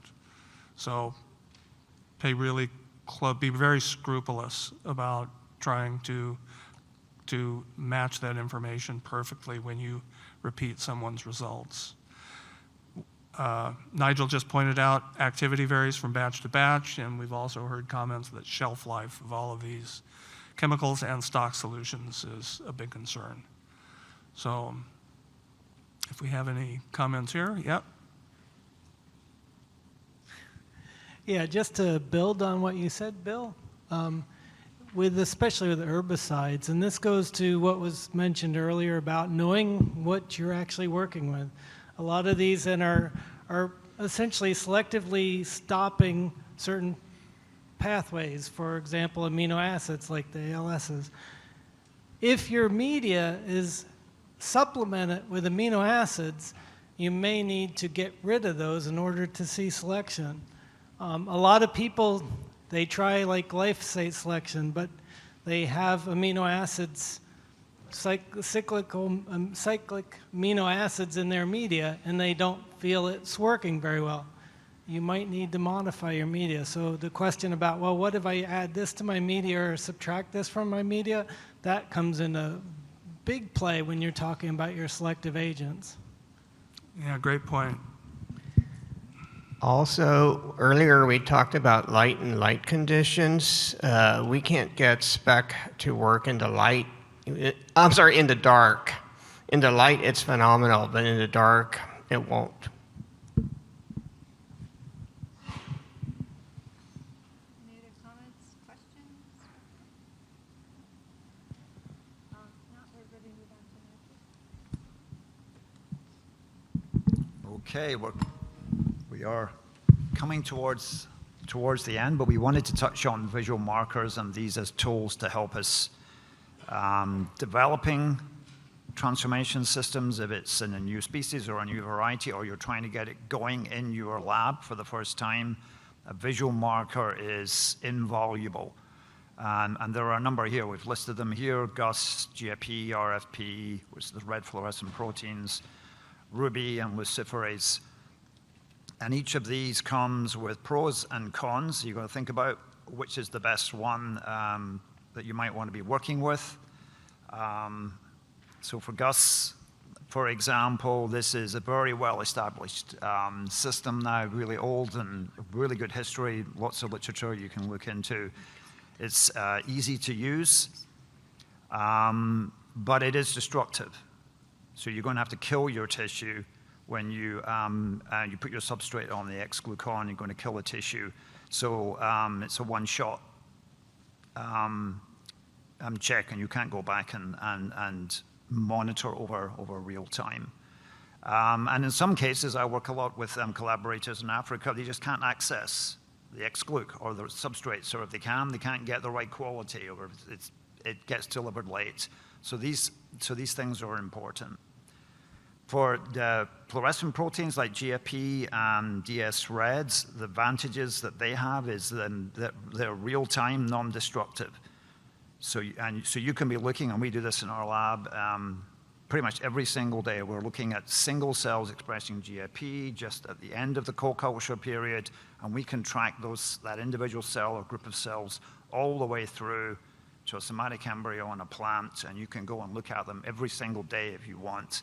And track. And by doing that, you're learning about your system, how it works. Are the cells dividing? Are they not dividing? When should I move them? It's really, really, really powerful. The cons, of course, with GFP and DS-RED as well, is that you need a fluorescence microscope. You have to have that in your hood. If you want to open your plates to be able to see in better, then it has to be in a hoods, and we have one now. They're getting smaller, but they're still quite big and expensive pieces of equipment. But if you have them, or you can afford to set one up at the beginning of a project, for example, it's really, really powerful. Of course, with GFP, you have autofluorescence of chlorophyll sometimes, which can mask your signal. So in our case, we're using achlorotic embryogenic tissues. It's great, but once we start getting regeneration in whole plants, the value of the GFP falls away. And then, of course, as well, because you have to need a microscope, once you get a full-size plant, it's not a great visual marker anymore. DS-RED, the autofluorescence issues are not as severe for DS-RED. But then in our hands, DS-RED takes longer to mature. So actually, it takes a while, a week or so, maybe even closer to 2 weeks before we can see the signals. So we can't track the early stages as effectively with DS-RED. But both of these, and of course you can use both at the same time, really, really, really powerful tools. Ruby, this is a much newer visual marker that's really just getting traction in the community now. The benefits here is there's no reagents required, so essentially zero cost once you get going. It's non-destructive visual as well, so you can be going in and looking continuously. It's good for larger tissues, so you can be tracking it microcalli right up to a full-size plant or a whole corn kernel we saw yesterday. Really fantastic. No equipment needed. As I said, no cost to use it. The cons, I suppose, maybe is it's still relatively new and we don't know everything about it. And we have some reports of inconsistent expression patterns, even between different transgenic events done on the same day and the same transformation. You don't always get the same pattern of expression, so that could lead to confusions. Luciferase, it's not something that I have much experience with. It's a bioluminescent. The pros here is that you don't have a background signal like you get with GFP, so that helps a lot. You don't need a fluorescent microscope to excite, but you do need a high-quality imaging systems to detect the signal, and a dedicated dark space or wherever where you can actually do that. And of course, again, you need the substrate, not always available to everybody all the time. And you will get photo bleaching as well, so you can overexpose and you can the signal can be lost. So that's a very quick run through of visual markers. If I've missed anything on the panel, please speak up and welcome questions. I just wanted to comment on GFP and my love of using GFP for working out new transformation systems. Because before that, we had GUS, and we would, you do your infection, and you get your next stage, and you take it all the way through, and you kind of don't really know till the end, and then you have to go back and tweak and say, was it the concentration of the egg, was it delivery, was it something else? So when we switched to using GFP, what we do now is we do the infection, and then we look at transient expression. If we don't see a good level of transient expression, why take it all the way through? So we go back and we tweak at that stage.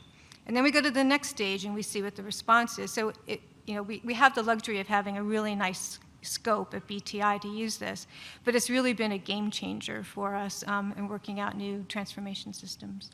And then just a comment about Ruby. My group, you can ask Ritesh there, we just started using Ruby and tomato. And one of the things that we found is that if it's under a strong constitutive promoter, some plant species don't do well with it, and tomato is one of those. But if you use a tissue-specific or some sort of other inducible system, you really get a really good color, and you don't have to have any specialized equipment, as Nigel said. I just want to comment, we're just about to publish about a 5-6 year effort on developing of markers. I was fortunate to have funding from Gates and NSF as well as DARPA. And in the process of doing this, we've generated not only M-neon green, M-cherry, luciferase, not only nanoluciferase, but also the new mushroom luciferase, including the inclusion of multiple different introns, different locations, and screening. Major thing anyone is looking to do transient and so forth is realize that you get expression in agro. And you can get a lot of artifacts in the literature because of the expression in agro. We've found that we can use 5' UTRs to actually prevent that from occurring, as well as the insertion of introns and so on and so forth. So as soon as I can get her to finish that manuscript, but we can send you, it's 99% done.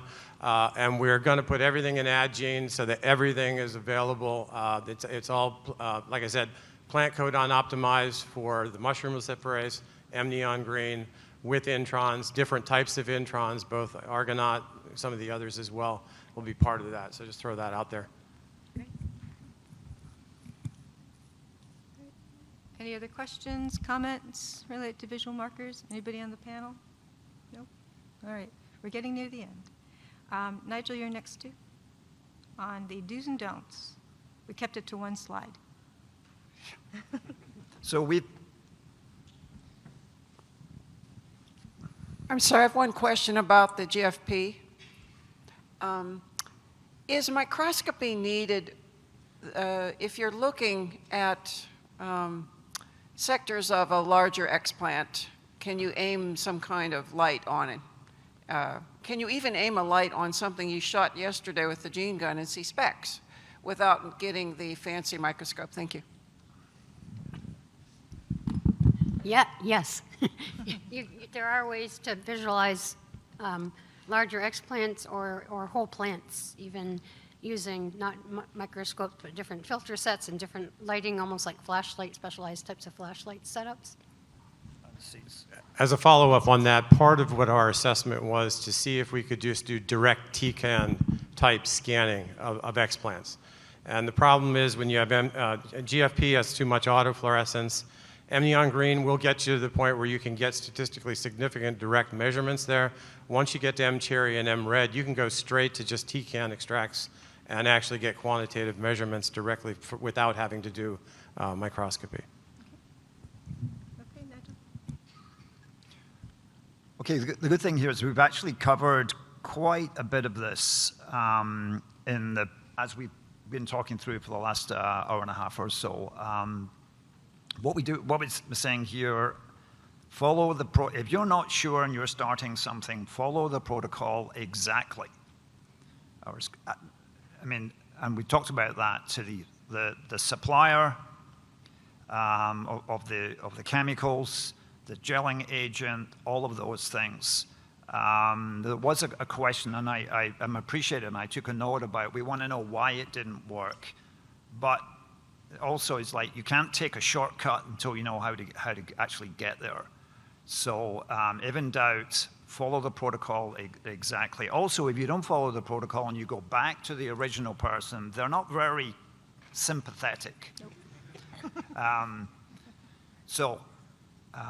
I realize that sometimes, and again, I'll talk on behalf of my colleagues from Africa who aren't actually here, they can't always access all the chemicals they need, and this is then often a reason for failure. Once you have a protocol going, then you can tweak it and you can start to take the shortcuts and try other things. We talked about record keeping. We do this in our lab, and I'm sure many people do, but when some people are starting up, they don't do this. They're not recording when they made the media, when they made the stocks, who made them, have a tick sheet or whatever it is you can record to make sure that everything is there. Most of the time it's not needed. It's only needed when it doesn't go well, and then you're going back, and then your boss or whoever, a supervisor, is saying, well, who made the media? How long were you stored it for? All of those things. So record keeping is really important for your different transformations as well. Set up a record keeping so you can go back and you can troubleshoot. Sometimes it's not always troubleshooting to say, why didn't it work? Sometimes it worked brilliantly. So then you're going back and said, why did it work so well this time? Well, the lights, the electricity went off when we had 3 days of darkness or something like that. You want to be able to go back and track that and find out, hey, so maybe that's why it's important. So experimental design and proper controls, I probably put them together. One of the things I would say is we run a GFP control in every single experiment that we're doing, regardless of what the genes of interest and what we're trying to do.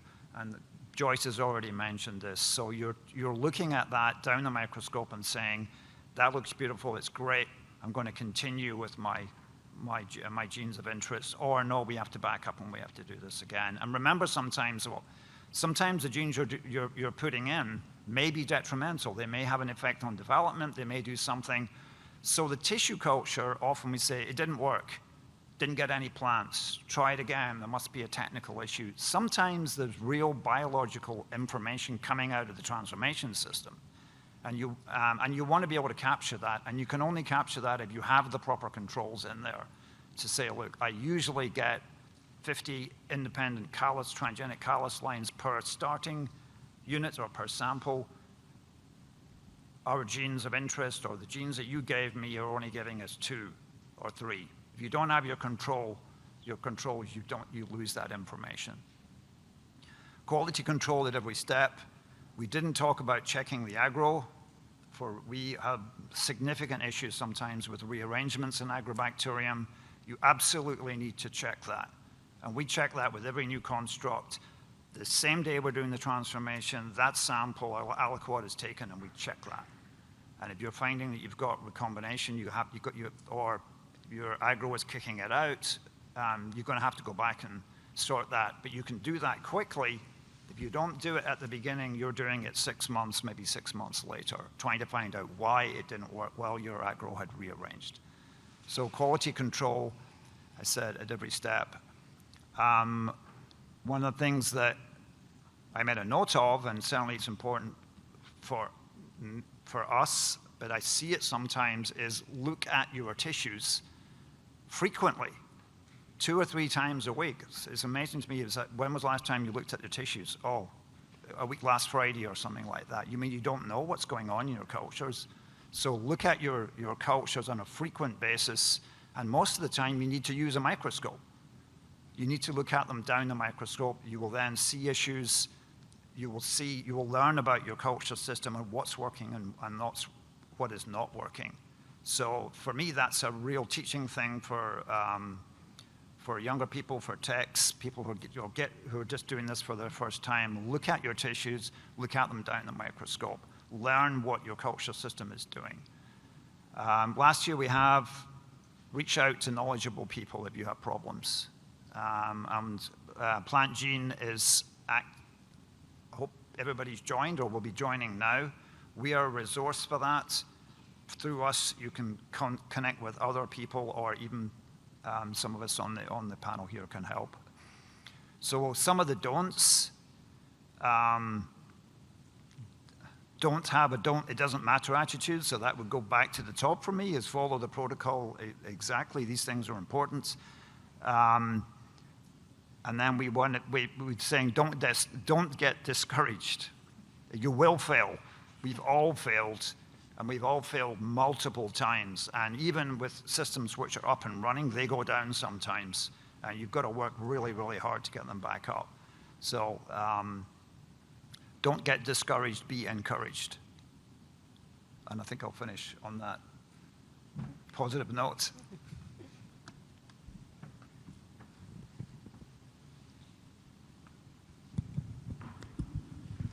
Yeah, listening to your record keeping, having done GLP or good laboratory practice for 6 years and run a lab doing that, there's a lot of things you can take away from that kind of experience. And for those of you who've not done that, yeah. But there are things like a form that they can fill in with the date and stick in a binder and things like that you can make it easy for people in your lab to keep those records probably. Obviously, you're not going to go to the GLP level of stupidity, but you know, at least you can make it easy for people to do that, and encourage them to write on the bottle. You know, have labels they can put on the bottle, say date made, things like that, just to make it easy to do that. Because anything you can do to make it easier for people to do that as part of your quality system will then meet the needs that you're talking about, and just help people, move people in, and get them into the habit of doing that kind of thing. It's just, I wouldn't say you go to the GLP level of, you know. I want to make a comment.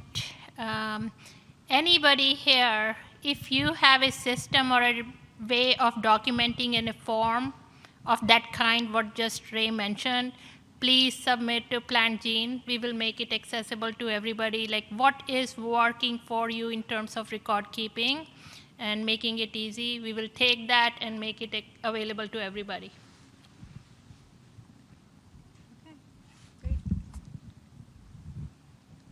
Thank you so much for awesome comments. Like I was just wondering, like, is this panel just restricted to plants, like, or if you were drawing lines on the plants, like, are the micro and macro algae and fungi like will be included, or is there a consideration in that area? Because the people who are working on protoplasting the fungi or are experiencing similar troubles like that are being discussed here for protoplasting, transformation, maintaining pure cultures and things. So you're wondering if we're focusing specifically on plants or other organisms, or? I was just wondering, like, if the panel actually wishes to ever include, like, those organisms, say, like the microorganism, macroalgae, fungi, like, because, I mean, we have, like, similar problems there, too, like, so they might benefit. Mm-hmm. Yep, so I think that would be. Yeah, we would be open to consider whatever you can submit. Become a PlantGENE member if you have not, and then send us your comments or feedback. or something you would like it to be represented in PlantGENE website? All right, so because we had, well, not the glitch, we did get some other topics that people wanted to cover through our survey, but we're going to move on, and we can certainly, you know, have some of these resources that people want to look at on PlantGENE. And there was a question about tissue culture-free genome engineering. We did have a workshop in 2023 in March, and there's a recording on PlantGENE, and you can access that. And there's also, someone asked about monocot leaf transformation, and we have a recording of that presentation from our launch event in last October. But these are some good topics that we can consider including. So just to wrap up, to learn more about PlantGENE, visit our poster. It's 2059. This is the QR code. It'll take you right to the website. We have a survey that I'll show the QR code for in the next slide for a workshop next year. We'd really like to hear from you, you know, the good, the bad, and the ugly. Did you like this? Did you know, should we change the format? What topics are you interested in? We really appreciate that feedback to, you know, to best serve the community. Our steering committee members, just to remind them, great team. It's made it so enjoyable to be on this path, and I can speak for all of us, I think, when we say we're super excited about this, the PlantGENE, and really engaging with the community and helping to move forward. And again, just the feedback for, oops, I keep hitting my computer. The feedback is here. This is the QR code for getting feedback, but you can also go to Mentimeter, and we'll post this on PlantGENE and send an email out to the PlantGENE members as a reminder to please, you know, please give us some feedback. So I want to thank my group here, our steering committee. Thank you to all of you for attending. We were so thrilled to see how many people showed up, and we got really good engagement. And thank you to the tech team for supporting us and figuring out that glitch. And you know, we'll be around, and we look forward to talking with all of you. And thank you again, and enjoy the conference. I don't know if there's anybody else on the panel want to say anything for closing? No? Okay. So it's time for coffee and some snacks, and then come back to hear about the PlantGENE editing. Okay, thank you. So we originally had a 30-minute break, but we are already running 1 hour behind schedule. So let's make this like a 10-minute break and come back at 3:10 for the second part of this workshop.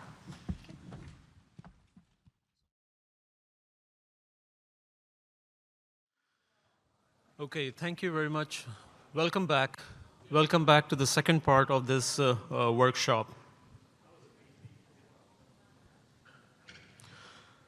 The second part of the workshop is going to focus on using state-of-the-art CRISPR genome engineering tools in plants. Today, for this part, we are going to have with us 2 very good speakers from Yiping Chi's lab at the University of Maryland. Jen Lee will be talking on the multiplexed CRISPR-Cas9 and CRISPR-Cas12a systems for genome editing in plants. And our second speaker is going to be Hong Fang, also from Yiping Chi's lab from the University of Maryland, and he'll be talking on the CRISPR combo systems for simultaneous genome editing and gene activation. Jen Lee.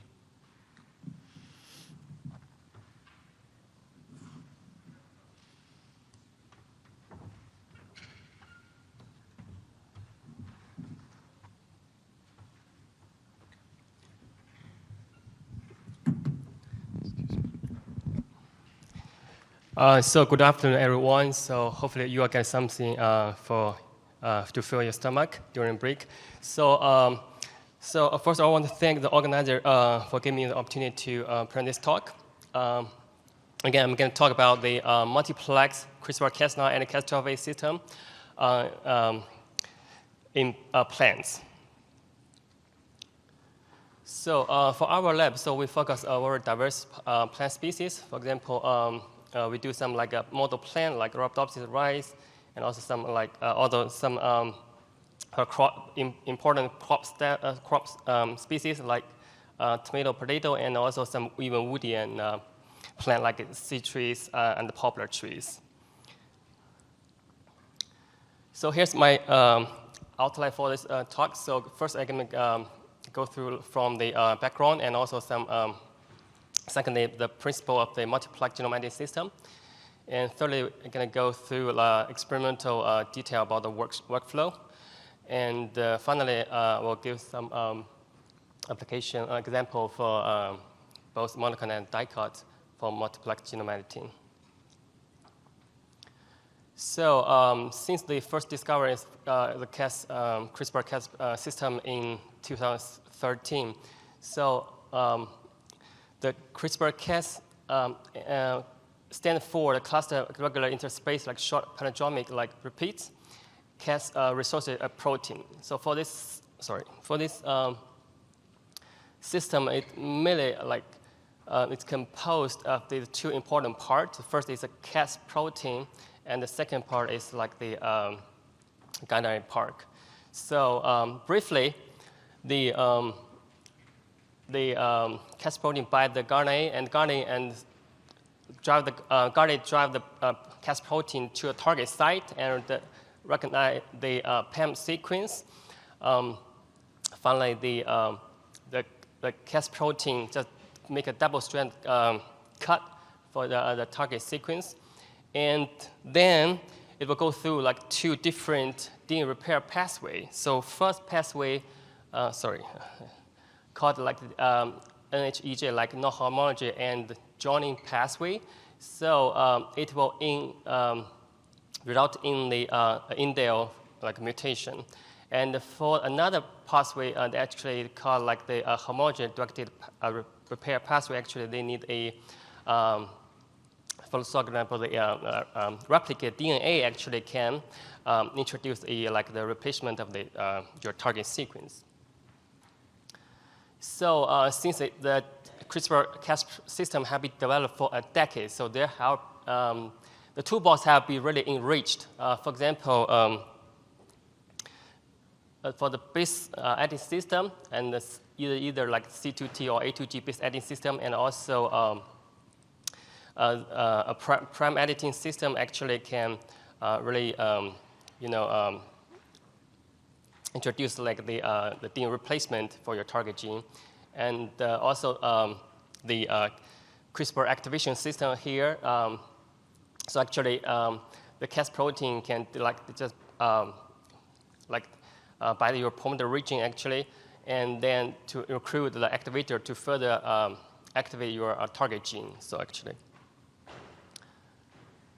So for this part, actually, I will mainly focus on the NHEJ introduce like the indel mutation system and also the base editing C2T and A2G base editing system for this multiplex talk. So for the CRISPR-Cas base editing system, so there's major like the most dominant like two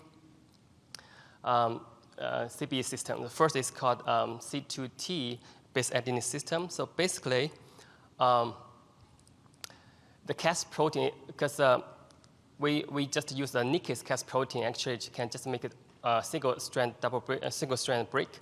Actually, then actually fused with deaminases. For example, for CBE system, we fuse like a cytosine deaminases, and so when the protein, or direct to the target sequence, so the cytosines can recognize all the Cs like in the target sequence, then convert it to U first, uracil first, and because we have the uracil glycosylase like inhibitor, which can prevent like the U to C like conversion. So it can guarantee like the in the final step after the DNA replication and repair, we will have the C2T like conversion. And similarly, for the A2G base editing, instead of have a cytosine deaminase, we will fuse the adenosine deaminase to the NCAS9, and so similarly, like the deaminase will recognize all the A in the target sequence and will convert the A to the G after doing like the repair and the replication.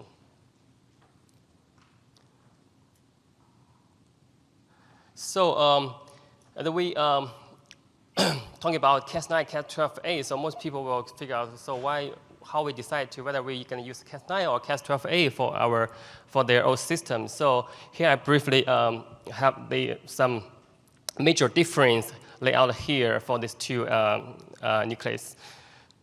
So first for the Cas12a, Cas9, so they, for example, for Cas9, they have two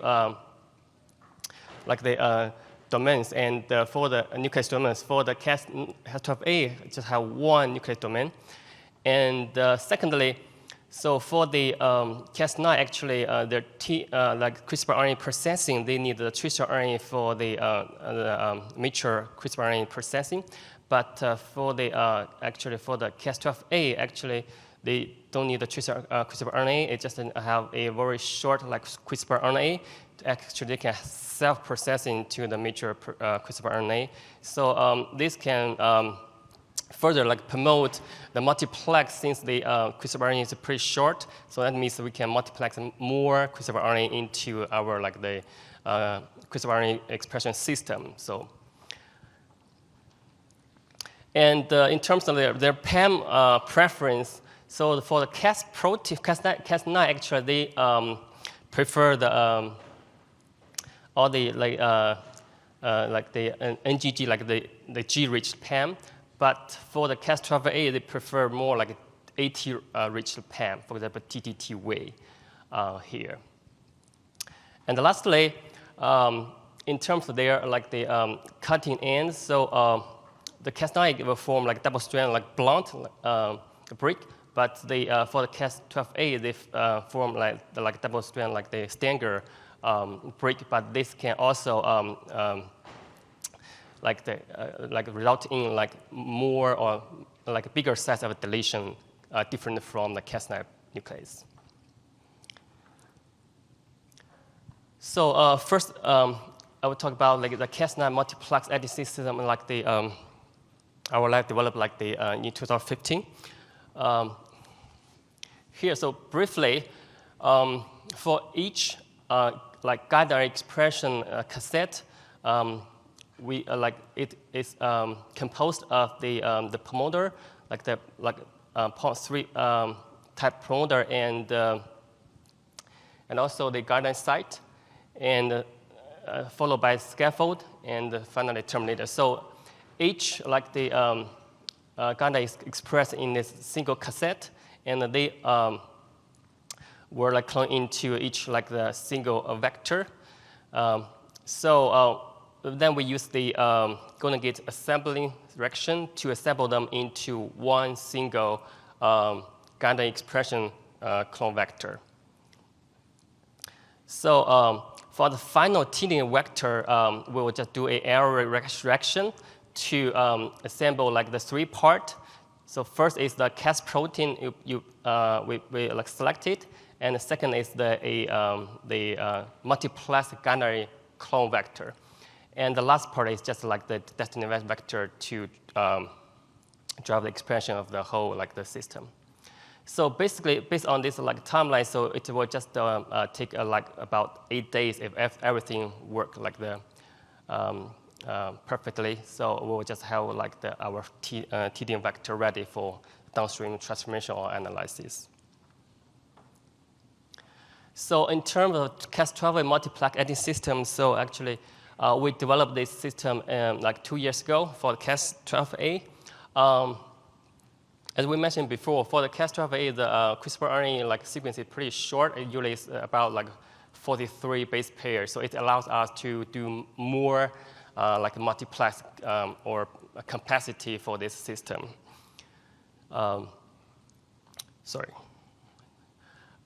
So first, like for the multiplex CRISPR RNA system, we use like the ribozyme like the processing system.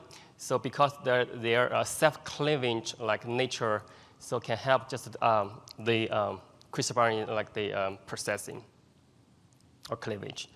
So actually, for our like the multiplex the we call it like HH-CRNA and like HDV system. Actually, we can multiplex up to like 16 CRISPR RNA just in one vector.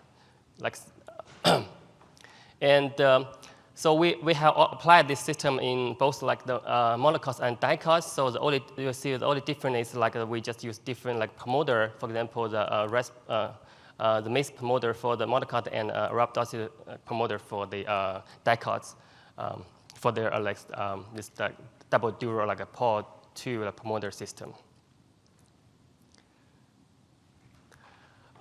So briefly, I'm going to talk about like the workflow for this whole like experimental system. So first, and also it's most important. So when we decide experiment, how it means like which target gene or what kind of like biological question we're gonna answer for our experiment. So it's quite important to like select your target gene. And once we figure out our target gene, so we will just like work on the like the guideline design. Then we will just follow by the plasmid cloning.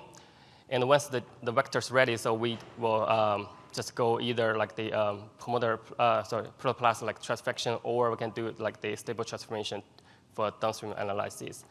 And once we have those like transform materials, then we will do like genome typing and finally data analysis for our experiment. So first, I will talk about like guideline design. So here I just listed some like the free online tools or website actually can help with the guideline design. For example, here for the Cas protein nucleate nuclease. So here's like the a group of the online like website. Actually, we can help. It's very like straightforward. So to help with the guideline design, and also for the base editor here. It's quite some like the very useful like the online tools for the also for the like the guideline design for the base editor system. So also here I just list them the basic feature. One way, for example, if we without these tools, so what gonna be some basic feature for the guideline when we decide for our target gene? So again, so like if when we decide guideline is actually we will select the guideline just we prefer like a first exon or close to first exon because when we want to knock out genes, so we want to like introduce or knock out make a mutation, like let's say on the like first exon, or for example we want to also or introduce like the premature stop codon in the first exon. So as a can guarantee like that we can make the protein like a knockout, like the and start of the protein. And secondly, when we decide the guideline actually after we decide, we will check the double secondary structure. So we don't want our guideline have any secondary structure with the with our like the CRISPR RNA. So it will affect our like the CRISPR RNA the function, and finally affect our genome editing like the results.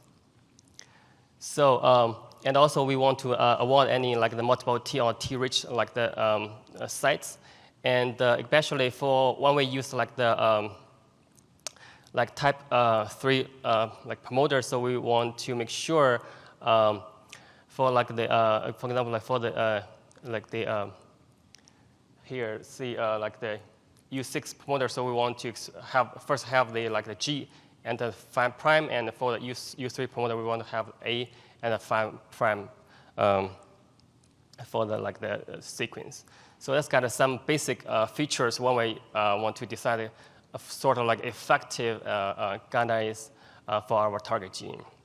And so then I will just give some examples of this. First, some like the online like target tools. So first, when we figure out our target gene, so first we have to like get the like genomic sequence for our guideline design. So since like the GGI or phytosome actually have a very like comprehensive like a plant genomic sequence, so that's really the place we really get the sequence from there. So for example, here I just gave a like example for the popular genome here. So so first we're gonna select the your plant genome from this bar, and then either if you already know that like your like gene model, so you can just put the genome model here, and or you can also do like a keyword search, or if you already have the like the homolog gene or whatever paralog gene, so you can also put a gene to like blast your target gene in your like target plant species. So once you figure out the your like the target gene, so you just click the G for the to get more like the sequence or for your target gene. So for example, here when you click the like genomic sequence, you will get like the full like genomic sequence for your target gene. So then basically we just copy the exon and intron sequence into, for example, here I just lay out called the also called CRISPR, like the website here. So just paste your exon and the intron sequence, and also select your like the most important, select your plant genome, and also your like which like kind of like the Cas protein you're gonna use for your genome editing. So when you all set, you just click submit, so it'll give you a catalysis route. So here I just lay out the most important, like the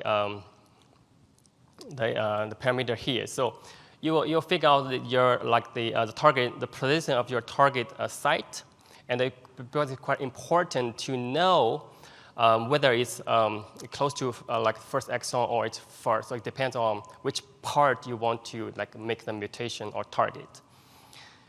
And also like the because you want to have the specificity score very high, make sure you will not have like the like too many off-target effects. Eventually, they will give you like any like the potential off-target site based on this kind of mismatch numbers. So from 0 to 4 for your consideration.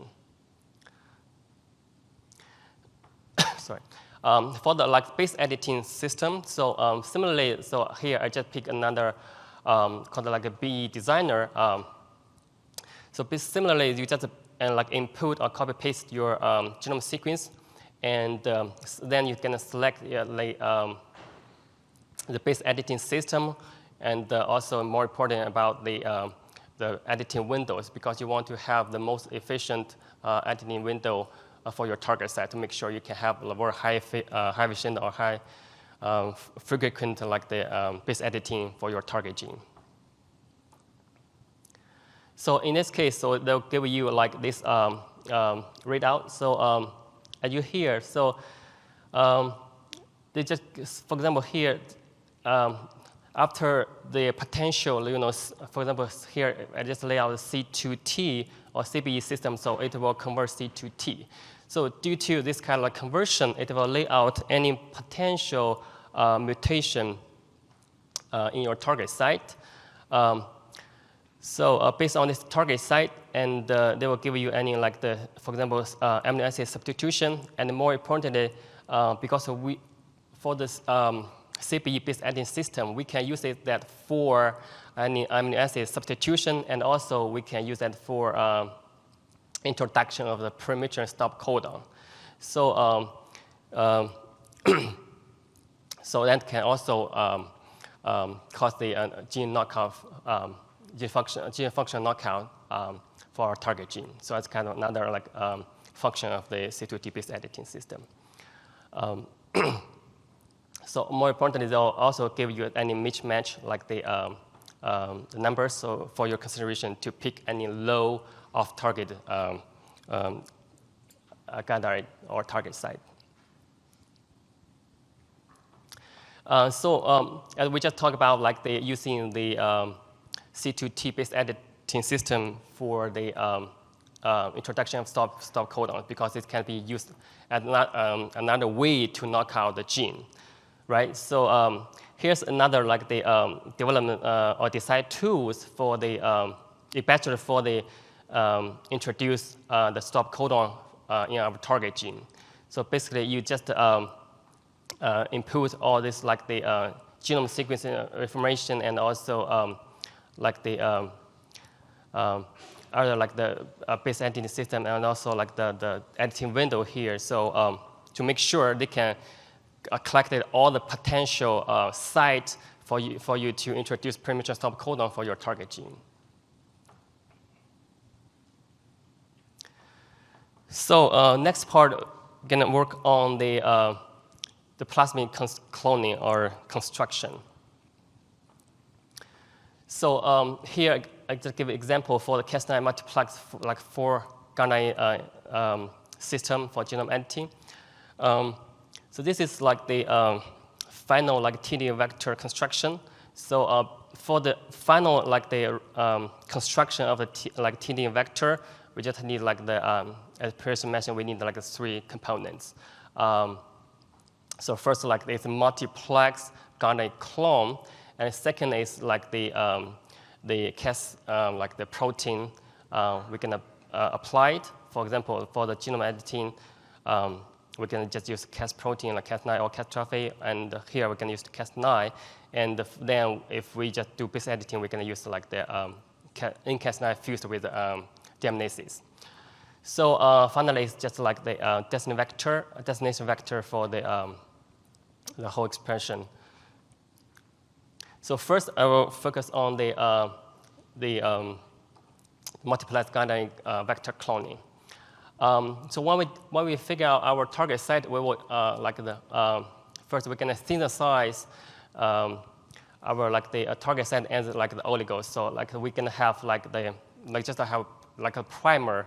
We did that before, so like we can have like a forward string and like the reverse like the reverse string and like the oligo. So we will add a overhaul and like the oligos for each like the string and mainly for the downstream like the ligation. So we're gonna end the like digestion like site for each oligos.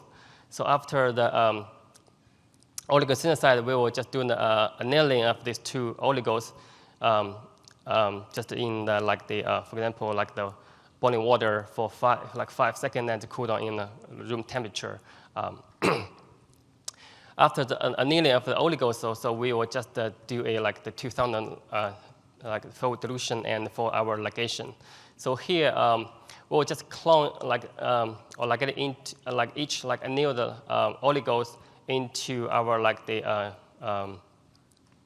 guanine vector. For example, here we're gonna use for either monoclonal or dicot. We're gonna have totally different like group of the guanine vectors.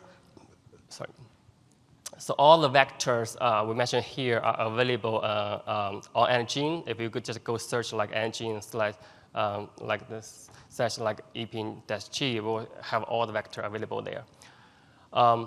So after all the like the 4 guanine clone or like it into this entry vector, so we will just do a one reaction like the gonna get assembling. So like the all the 4 guanine were separate into just one guanine expression vector. So like here, so once we have each single like the guanine cloning vector or clone, and we'll finally assemble into the multiplex guanine expression vector, and finally we're gonna have this multiplex guanine clone. Okay.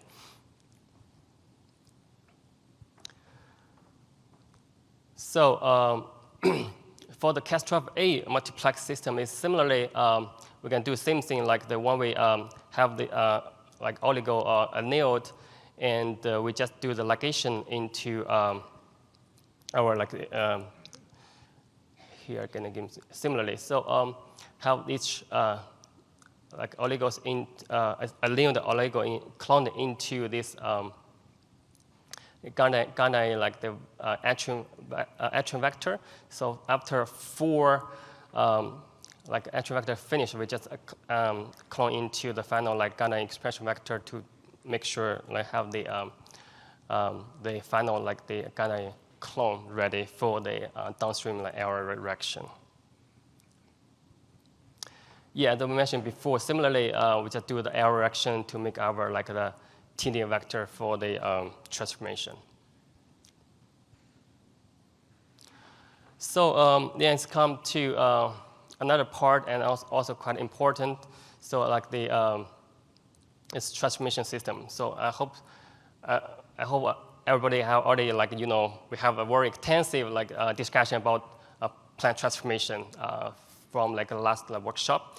So so here we just this kind of like two methods, and mostly like routine or frequently used in our lab for the genome editing analysis. So one is just a protoplast transfection, and another is just like a agrobacteria based on the transformation. And also we are like exploring any other like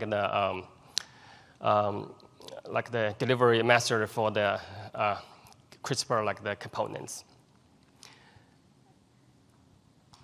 So so for the plant transformation system, so as we can see, it's still like for some plant species, still quite a bottleneck for their like genome editing or plant transformation.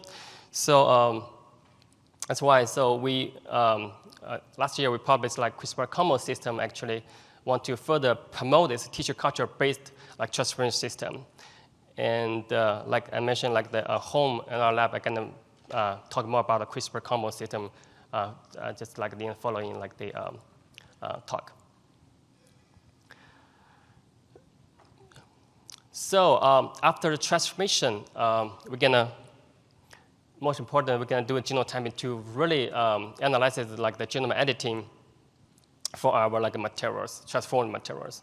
So so it's a slightly so far like the they're gonna have like usually like just 4 steps. So when we collect our samples, either protoplast or like the T0 plants of our transformation, then we just extract again the DNA, genomic DNA, and then we just do a like 2-round PCR. I will mention in the following steps, and then finally we can just do the next generation sequencing to get our like the results. So first, so once we get the especially like the samples either from protoplast, for example, usually we just after a protoplast transfection and the incubation, we'll just collect and the protoplast, and in this case, we just use this like fire plate directed PCR kit. Actually, because they have like the dilution buffer actually can easily release like the DNA for their interaction, and just like a brief like mixed with the buffer, and it can just ready to go to the like downstream PCR reaction. And for the TD or the plant, we just collect basically the leaf tissue, and for a standard like a C-type DNA extraction method, and to get our DNA materials. So it's come to the genotyping and parts. So here we usually just use the very high like throughput, like called like the high tom like a PCR like plant form. So basically, it like have like 2 part of the PCR or amplification steps. So first is like we just have the like the primer and to amplify our target sequence, and as also we can have a bridging. We design the primer for the PCR primer. We'll have the bridging sequence for like for both like the strand for both like primer, and then we just use the first PCR product to the second like the PCR, and in this case we can like because we have like this 96 like matrix of the combination of the PCR primers. So that's you can also regard it as the 96 like a barcode like a mix. So each well will just be one barcode, basically just one pair of the PCR primers, okay? So basically each primer just have this kind of like specific barcode, and also the adapter sequence to have us for the downstream like analysis. So in this case, like after the second PCR, we'll just analyze our PCR product, make sure we get the correct side of the PCR product. So usually we will just decide the primer or to target or amplify just around like the 200 to 250 like base pair applicon. So after we get the correct the PCR product, we will just purify our PCR product, and then then we can just pull. Depends on what kind of like materials we use. And for example, for the protoplast, since we want to have like much more cells for our analysis, so we will just pull like for them up to like 24 samples into one NGS sample. But for the TDR transgenic like plant, we'll just can pull up to like 96 like amplicon into just like one NGS samples. So then we'll use those samples just for downstream like the Illumina NGS like the sequence. So it can read up to totally like the 15,000 reads. So the last part is for the like data analysis. In our lab, so for the NGS data, so we the CRISPR match software is like the most like the dominant one we use for our like the data analysis, and also they are developing just like online tool instead of software for the easy application for their genome editing analysis right now. So briefly, when we get the like NGS data, NGS data from the our like the sequencing company. So briefly, we'll just do a few steps to finally to like decode our sequence. So first, we're gonna use the CRISPR match. Just merge like these two sequence file, and we're gonna use it because of previous remember we use different like barcode, so that help us to really split each like the samples by their like the differential like a barcode sequence. Okay, so make sure we can split the samples because we pull them together. So we want to split to finally to analyze the individual samples. So instead of they'll give you like the besides they give you the genome editing like data, for example, the genome editing, the frequency of your target sequence, and also they will give you some your like mutation profile. For example, for the genome editing, they give you like the deletion size and also the deletion position actually. Can help you to further analyze the deletion profile. And also beside, as mentioned, like the CRISPR match, and also there's other two major like the CRISPR data analysis website called CRISPR Answer, and also CRISPR region. So when we get the genome editing like a frequency or mutation frequency, so also we can analyze it based on their like sort of like the Gaussity analysis or criteria here. So usually like we have some brief like criteria for the further like the Gaussity analysis. Here, if like the indel frequency is like less than 1%, we just call like the regarded the samples are the wild type, and if they are like the indel frequency is higher than like 70%, we just call them like the biallelic mutation or edits. So or if the frequency is between like 50 to 70, it's just called like monoallelic. edits, and if the frequency is lower than like the 50%, so we'll just regard them as the chimeric like edits. So as we talked before, when we decide the garnet, we want to really lower down the off-target effect. So that's kind of something we don't already want in our like experiment. So so there's some like an analysis way we can do the off-target effect analysis. So as we mentioned before, so when we decide our like the garnet, so we will get some like the sort of like the like a high frequent like the off-target like the potential off-target sites. So then we usually just design the sort of like applicon primer for this target site, just like we analyze our real target site. So we just design primer to like amplify those off-target site, potential off-target site, and do like again do the like the genotyping for those target site. For example, like the PCR, and do it again same thing and like we did before for the NGS analysis. And in this way, we want to really see and any like the editing on those off-target sites.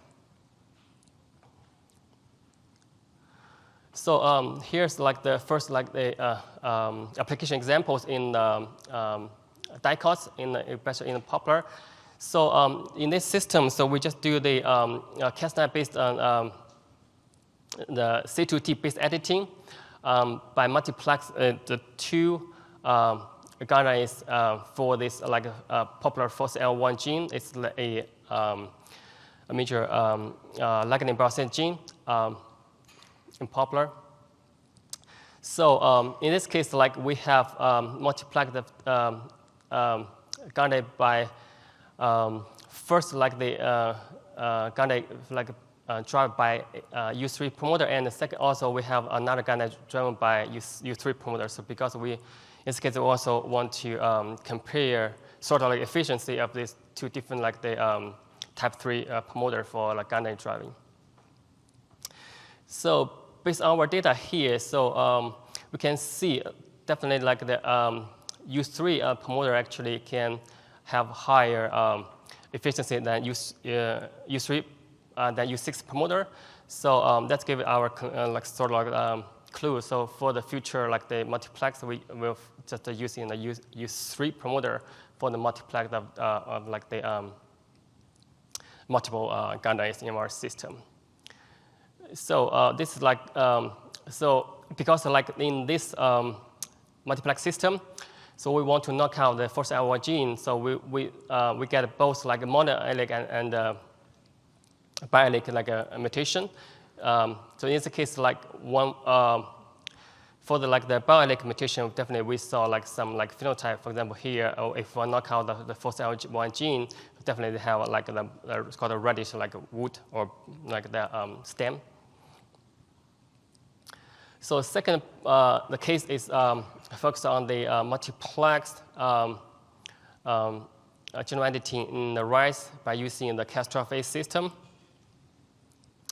So first, we totally decide like the 16 target site for the multiplex system in rice. So here's like distribution you can see of the target site across the chromosome. And after the analysis of all the 16 target sites in totally 21 T0 plants, and here we found like that we can get up to like the 16 out of 16 plants edited. And more importantly, we can get up to like 14 target site out of 16 target site like allelic edited. So even though like we like haven't like achieved like 100% like biallelic like editing in all the like the 16 target sites, so that kind of give us some potential or some room to further like improve or enhancing the Cas12a editing efficiency. So, so that's why, sorry. we also focus on enhancing like the Cas12 like the editing efficiency. So here I'm gonna give another like short talk tomorrow, mainly focus on how we can further boost like Cas12 editing efficiency. So here like, I just list all the major like reference here for these two like major like the multiplex system. Like first is the Cas9 multiplex system, and second is the Cas12a multiplex system. So finally, I want to give a lot of credit to our lab members and also all the like funding agency for like the work we have done. Yeah, thank you so much.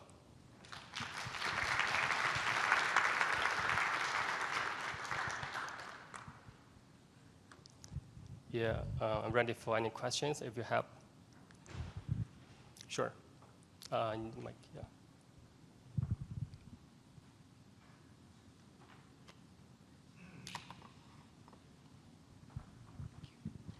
Hello. Is the last example you showed of the 16 target sites in rice, was that Cas9 or Cas12? Thank you. Sure. I show here like that's the Cas12a system. So due to like the capacity of this multiplex of Cas12a system, it allows us to do the up to 16 target site multiplex. So that's definitely done in the by using the Cas12a system. Yeah. Great work, nice presentation. My question is, does your pooling pipeline for DNA isolation or even the analysis, how well does it work for heterozygous polyploid species? What kind of species? I didn't got you. So you're pooling several samples, right, Yeah. for various steps until the data analysis. How well does that system work in case of polyploids that are heterozygous? So you have multiple alleles, some may be edited, some may not be edited.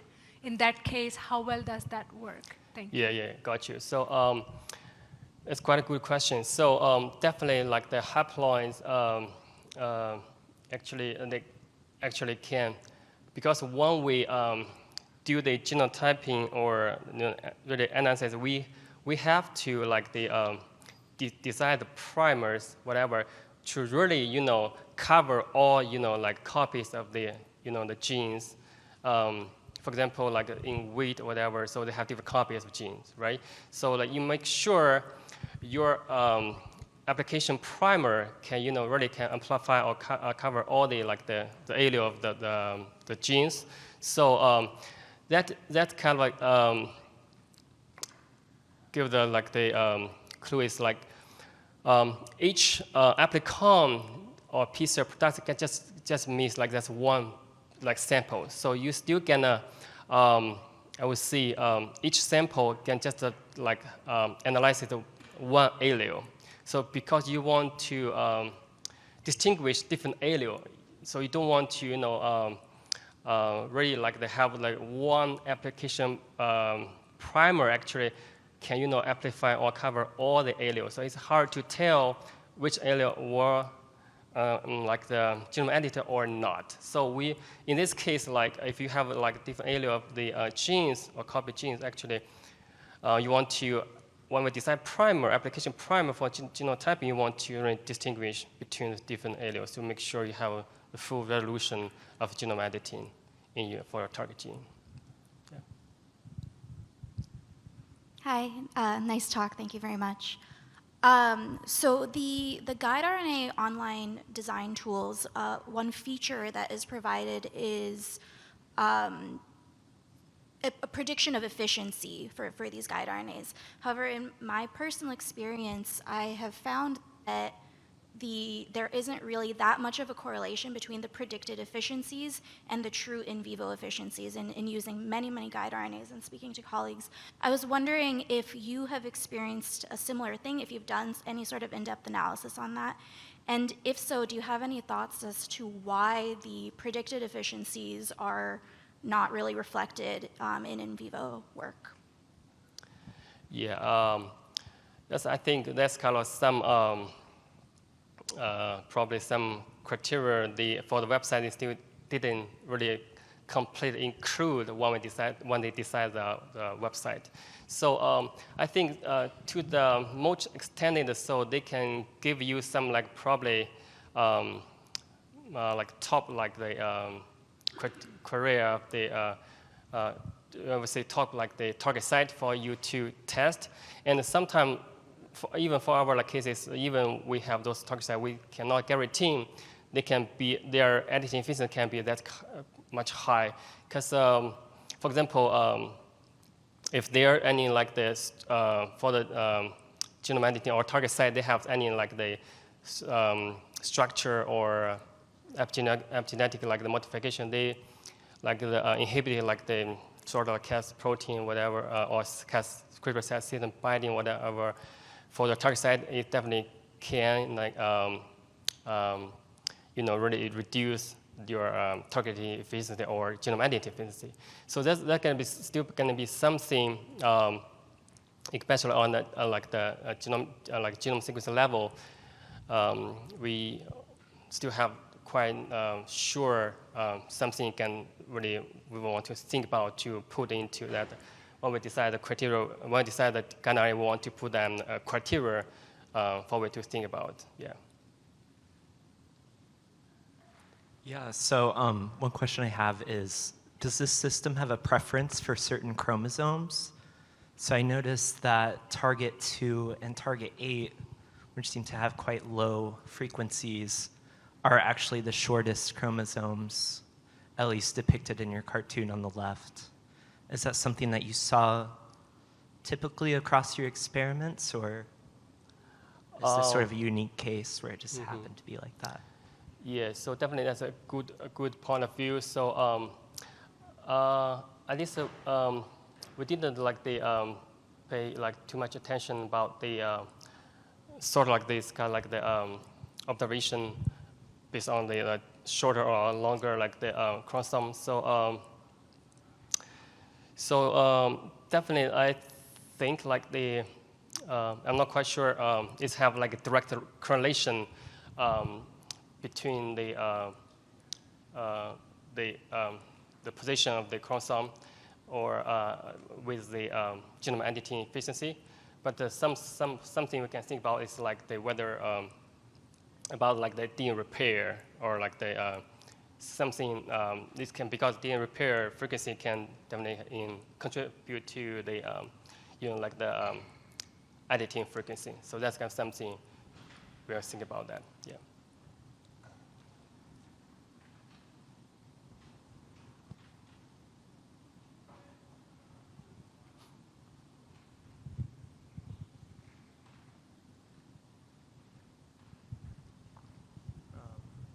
With these constructs, you have tandem repeats in them, and in fact, potentially multiple tandem repeats for the multiplex. Do you have issues with stability with the vectors? Sorry, I have a do you have issues with stability of these vectors recombining due to the tandem repeats? Sorry, can repeat again? So I didn't hear you really. Sorry. There are tandem repeats. Yeah. Okay, so is there an issue with the stability? Do you have to use like NEB stable or AGL or something in order to maintain stability of these? You said you have them as large as 16 sites.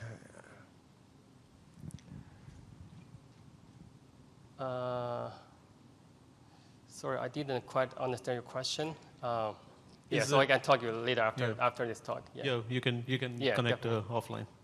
Yeah.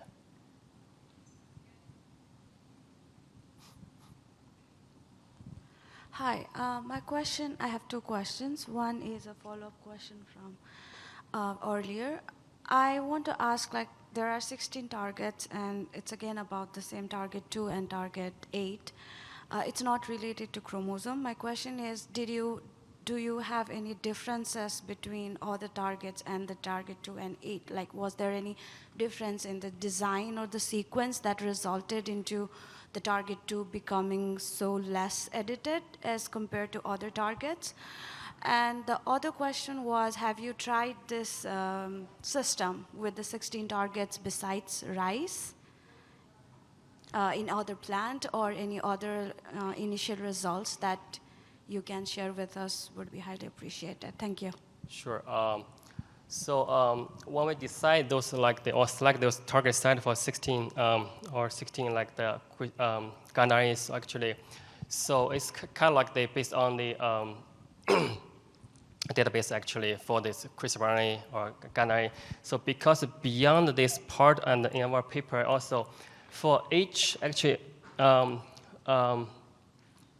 for the majority of the guideline actually it can target like the two sites. Here we just listed all the Cas12a prefer like a PAM site called TTTV PAM, and for because it's here like the 16 target site, and totally we this system can target totally 27 sites, and it means there's another 11 target sites. That's the unpreferred kind of VTTV PAM site for Cas12a, because we want to also analyze this like the this kind of like the difference between the PAM preference. So that's why we pick up those like the target sites and mainly focus on, okay, so this like the like a CRISPR can target, you know, like two like target site just using like one same or identical like the CRISPR-RNA for the like the target like the simultaneous target 2 site, and we just do the comparison. So that's kind of like the purpose when we pick up those like target sites. Sorry, I just missed your second question. Oh yeah. So I got you. So and so far, like the for this like the up to 16 target site, like the we haven't tried another like the plant species in our lab, but we use a same like the like system. We try, for example, multiplex 6 up to 6 in poplar, and so that's kind of something we already done. And again, so it can be multiplex results were observed in the or like the 6 target site in poplar. Yeah.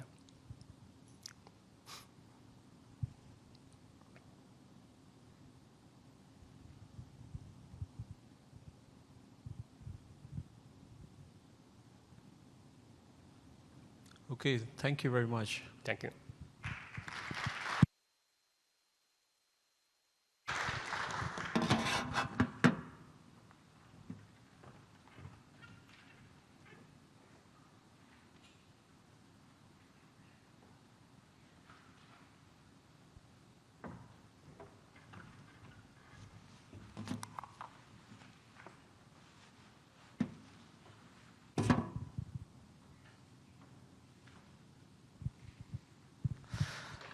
Okay, good afternoon, everyone. Now it's my turn, and it's also my honor to show you how to use our CRISPR combo system for simultaneously genome editing and gene activation in plant. So what is the CRISPR combo system? The CRISPR combo system actually allows us to use a single tDNA vectors, which contains a single set of engineered CRISPR Cas9 system and multiplex guide RNAs for plant transformation, and finally to achieve simultaneously multiple gene editing and multiple gene activations. So for now, in our lab, we have developed 2 different systems. The first one is gene editing, GE combo system, which allows us to do the simultaneously gene activation and gene editing.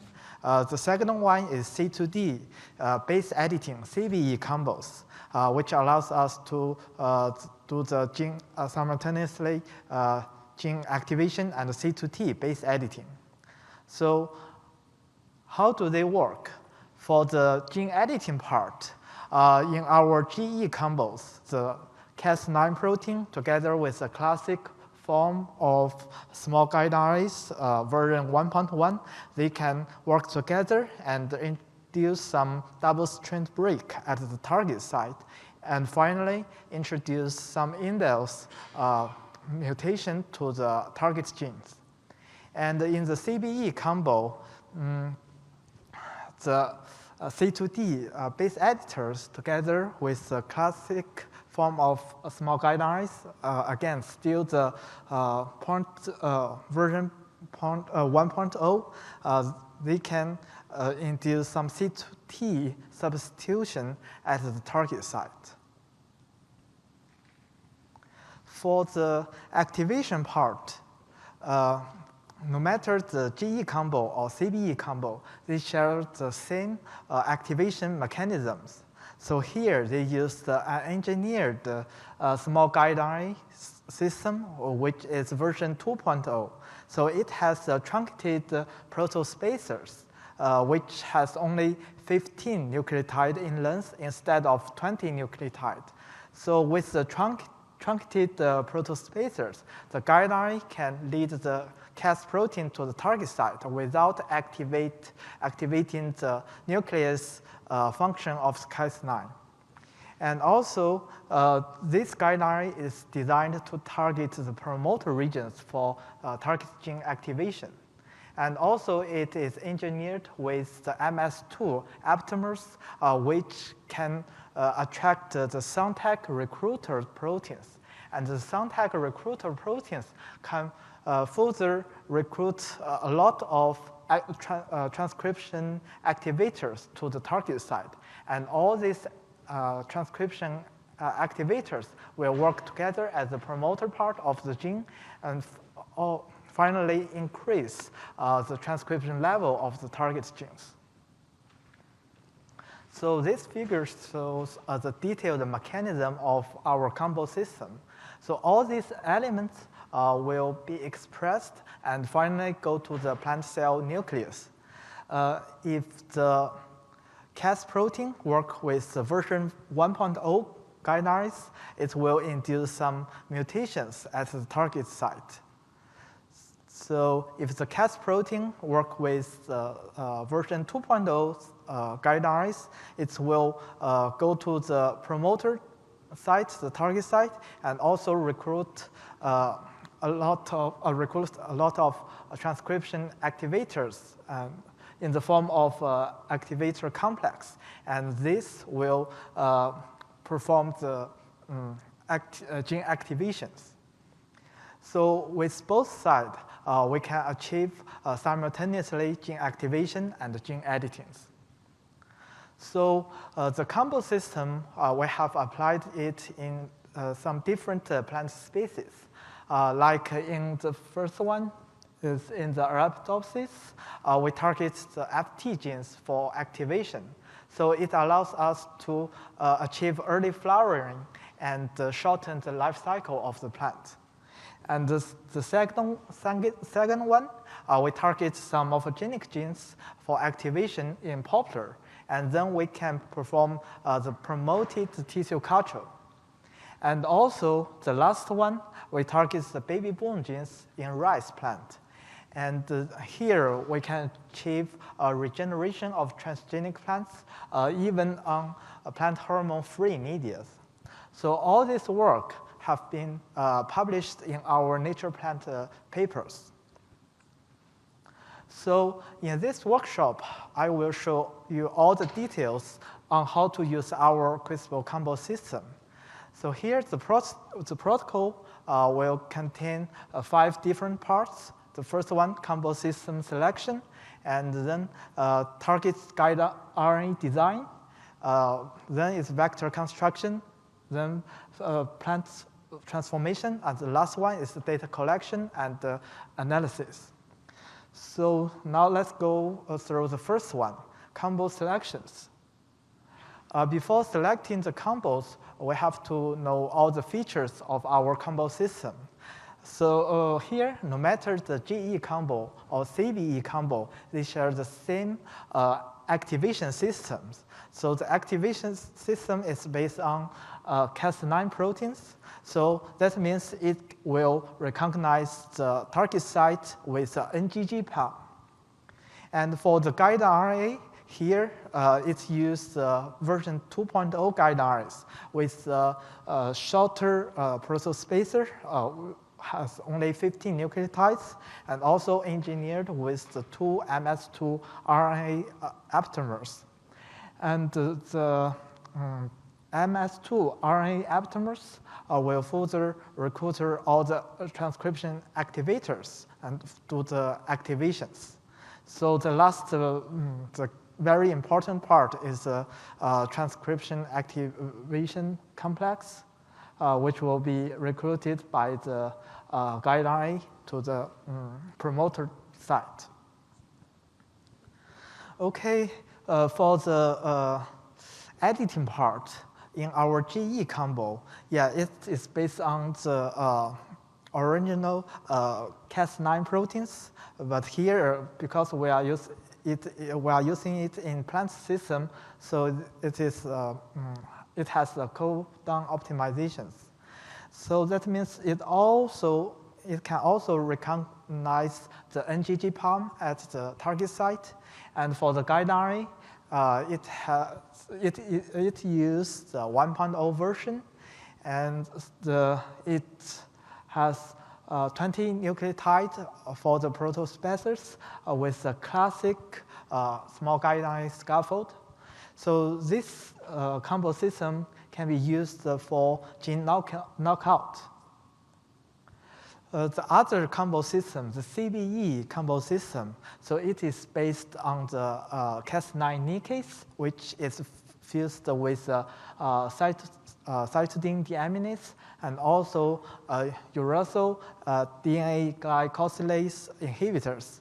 And all these three parts become the C2T base editors.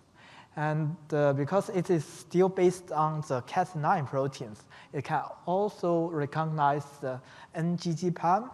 And for the guide RNAs, it's used still the version 1.0, and the same thing as the GE combos. But for the base editing, we have also need to consider the editing windows. So in our system, it has editing windows start from the 4th nucleotide to 15 nucleotides in the 5' to 3' directions. That means only the cytidines fall in these editing windows shows the highest chance to be converted to T.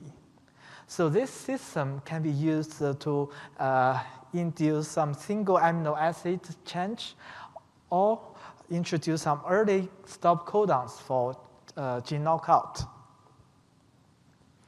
So yeah, after knowing all these features, you can select your favorite combo system for your research purpose. So the next step is to design the target guide RNAs. So the first one is to design the target RNAs for gene activation. Basically, there are 5 steps. The first one, you should have your target genes. And the second one, you will figure out the promoter part. And the third one, you will use some sequencing method to confirm the sequence of the promoter part. And then you can select your target. And finally, based on the sequence of the target, you can design the guide sequence. Okay, we have worked in rice. We have applied the combo system in either rice and Arabidopsis for different purposes. Like in rice, we have we have this gene for activation and these 2 genes for gene editing, knocking out. And in Arabidopsis, we have FT genes for activations and these 2 genes for C to T base editings. So here, I will use this gene as an example to show you how to design the target, select the target site.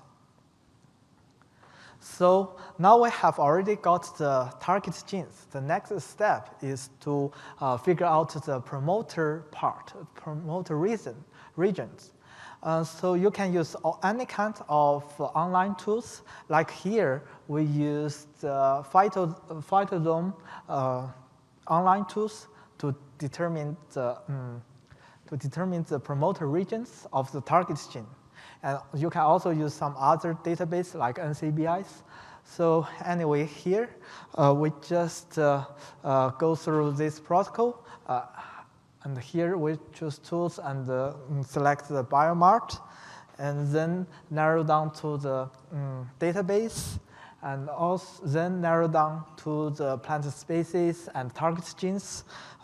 Finally, we can search for about 1,000 BP upstream of the coding sequence for the promoter. And after that, the system will give you the resulted sequence. And with this sequence, we can create our SnapGene files. So here is a map of the construct. The first part is the predict promoter region, followed by a 5' UTR region, and then it's the coding sequence. So now we have the promoters. And the next step, it is highly recommended that you use some Sanger sequencing to confirm the promoters regions, because maybe the plant in your hands may be a little different, or some mutation happens. So it's better to confirm the sequence. Then with this sequence, we can select our target site. So we can easily search for the PAM, NGG PAM. So all the highlighted are the potential PAM, the target site. Then we can select our favorite site.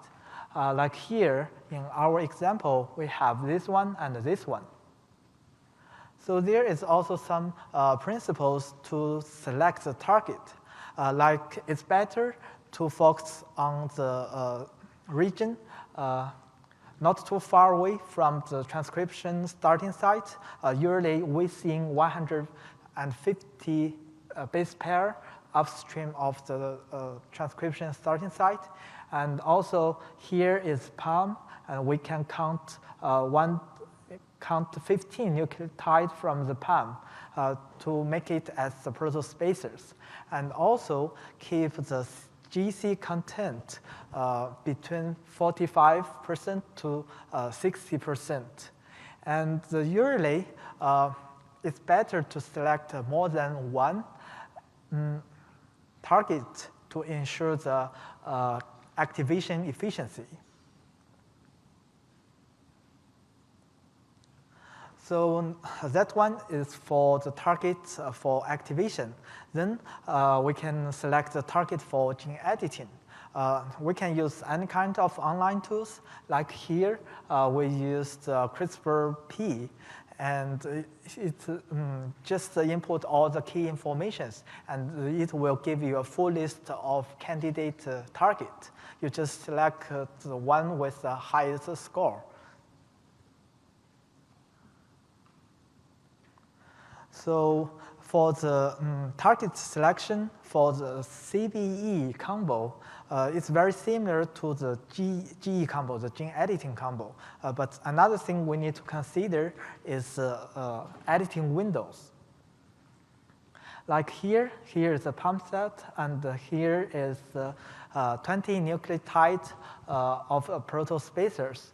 And this region highlighted, which is from the 4th nucleotide to 15 nucleotide in this direction, that is editing windows. So all the cytidine highlighted with red font in this window, they are supposed to be converted to T with a very high efficiency. Okay, so following that rules, we select all the target sites of all these genes. And here is the guiding sequence of each target site. And this tool is for activation, this tool is for gene knockout, this tool for activation, this tool for base editing. Now we can move to the next step to construct the vectors. So here shows the final map of the construct of either GE combos or CBE combos. No matter which one, it has three key parts. The first one is the expression cassette of Cas9 system. Here we can notice that the Sontag recruiter protein is also in this expression cassette, but it is separate from the Cas9 with a T2A sequence. So during the post-translation processing, the cleavage will happen at the T2A site, so the Sontag recruiter can be released. And the second part is the expression cassette of transcription activators. And the last part is the transcription cassette of multiplexed guide RNAs. And in our combo system, we have two strategies to do the guide RNA multiplexing. Like the first one is a separate multiplexing, which means you can see here each guiding RNA can be transcribed under the control of its own U3 promoters and terminators. And the other one, all the guide RNAs are linked to each other tandemly, but separate with a tRNA structure. And all these guide RNAs can be transcribed under the control of a single set of ubiquitin promoters and terminators. So for this strategy, during the post-transcription processing, all the tRNAs will be cut off, and all the guide RNAs can be released. So to do the construction, there are 4 steps, like oligosynthesis for guiding sequence, single guide RNA transcription vector construction, and multiplex the small guide RNA vector constructions, and the final gateway clone to construct the final TDN vectors. So here shows the detail on how to do the construction. Like here, we have the guiding sequence from the protospacers. The first step, we will synthesize some oligos and let the oligos to anneal to each other to become a double-strand fragment. And therefore, the double-strand fragment can be integrated into the single guide RNA clone vectors. And in this step, the protospacer can acquire its the guide RNA scaffold and also some transcription elements like the promoters and terminators. Once have this series of guide RNA vectors, then we can multiplex them into the small guide RNA assembly vectors.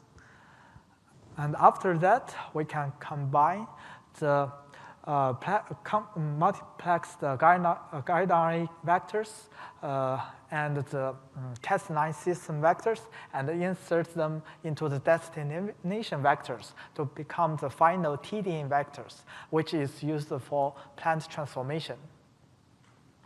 So in our examples, we have 4 targets. So we can make 4 single guide RNA transcription vectors.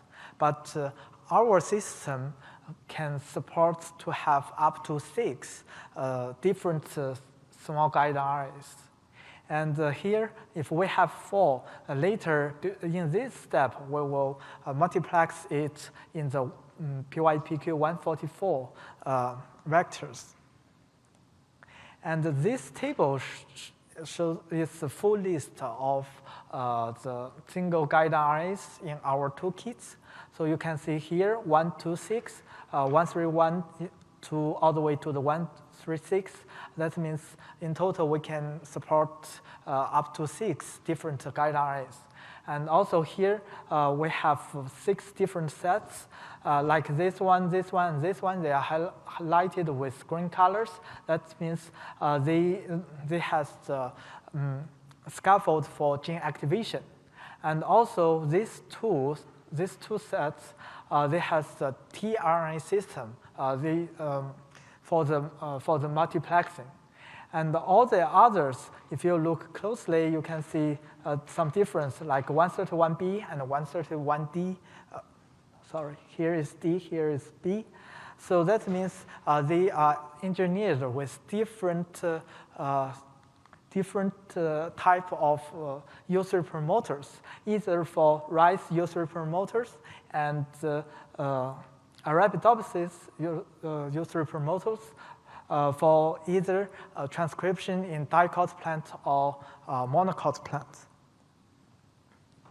Okay, following that way, we have all the backbone vectors for all these protospacers.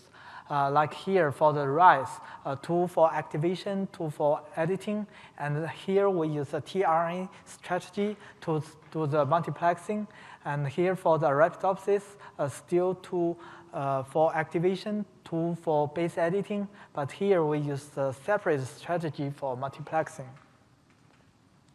And here I can use these 2 targets as examples to show you how to do the first step of oligosynthesis.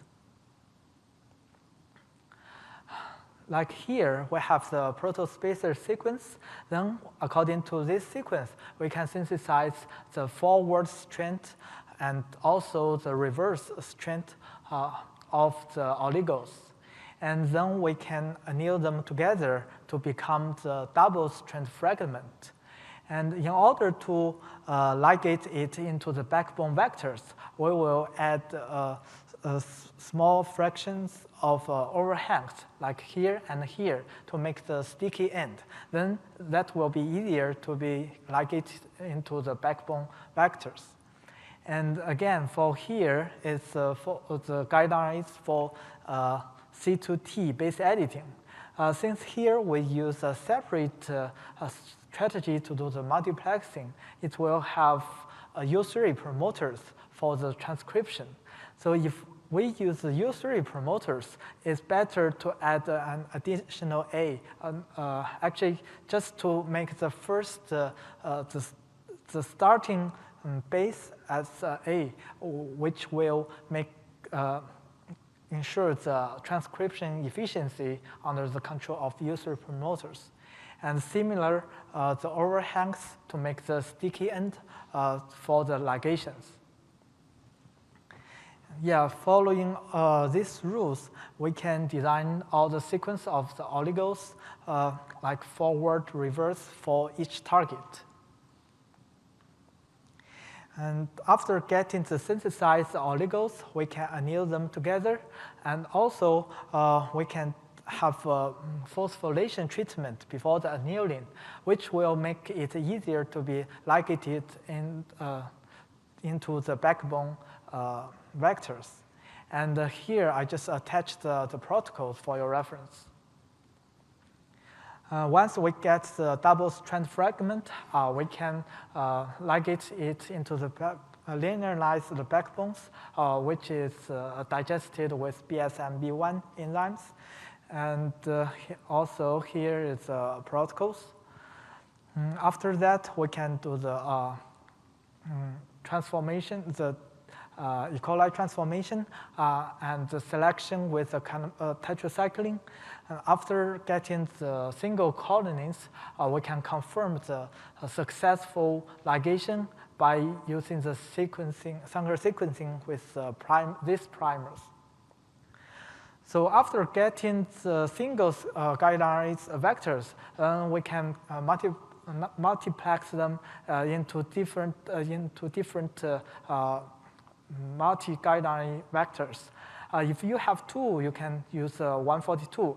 And here in our examples, we have 4. So we can combine them into 144 vectors. And if we use the tRNA strategy for multiplexing, we will use this, a little different from this one. So in our case, in our examples, all this will be multiplexed into 144 VMUBI tRNA vectors. For these 4, will be into the 144 vectors. This step will utilize Golden Gate reactions.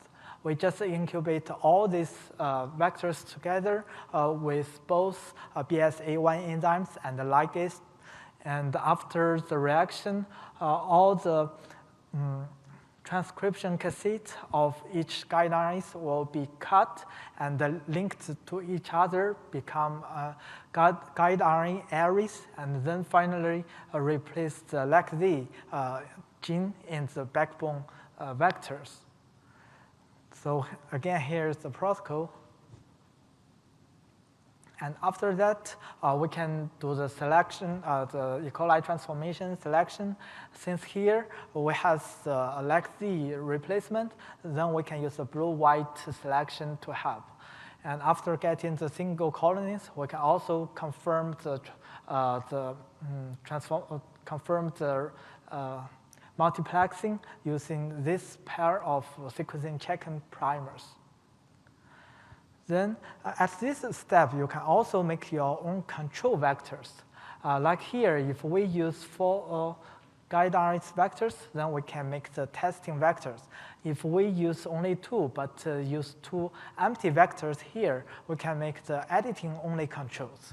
If we use all empty vectors, we can make the empty vector controls. And based on your own research purpose, you can create your own controls just by selecting which one is empty and which one has target. So the last step is to use the gateway clone to make the final TDN vectors. So we can combine the Cas protein expression system and also the multiplex the guide RNAs and finally insert it into the destination vectors to make the final TDN vectors. So here the destination vectors can provide you different promoters and also selection markers for the protein transformation. So again, here's the reaction protocols. And after the reaction, you can you can select with the kanamycin and then do a double restriction enzyme digestion to check, to confirm the successful assembly. So it is highly recommended that to use in silico simulation to check all your construction steps. It will help you to avoid any mistakes during the constructions. So here we use all these 13 different vectors for our construction, and each steps, like here is annealed double-strand fragment, and then all the vectors involved in the constructions, and the final TDN vectors.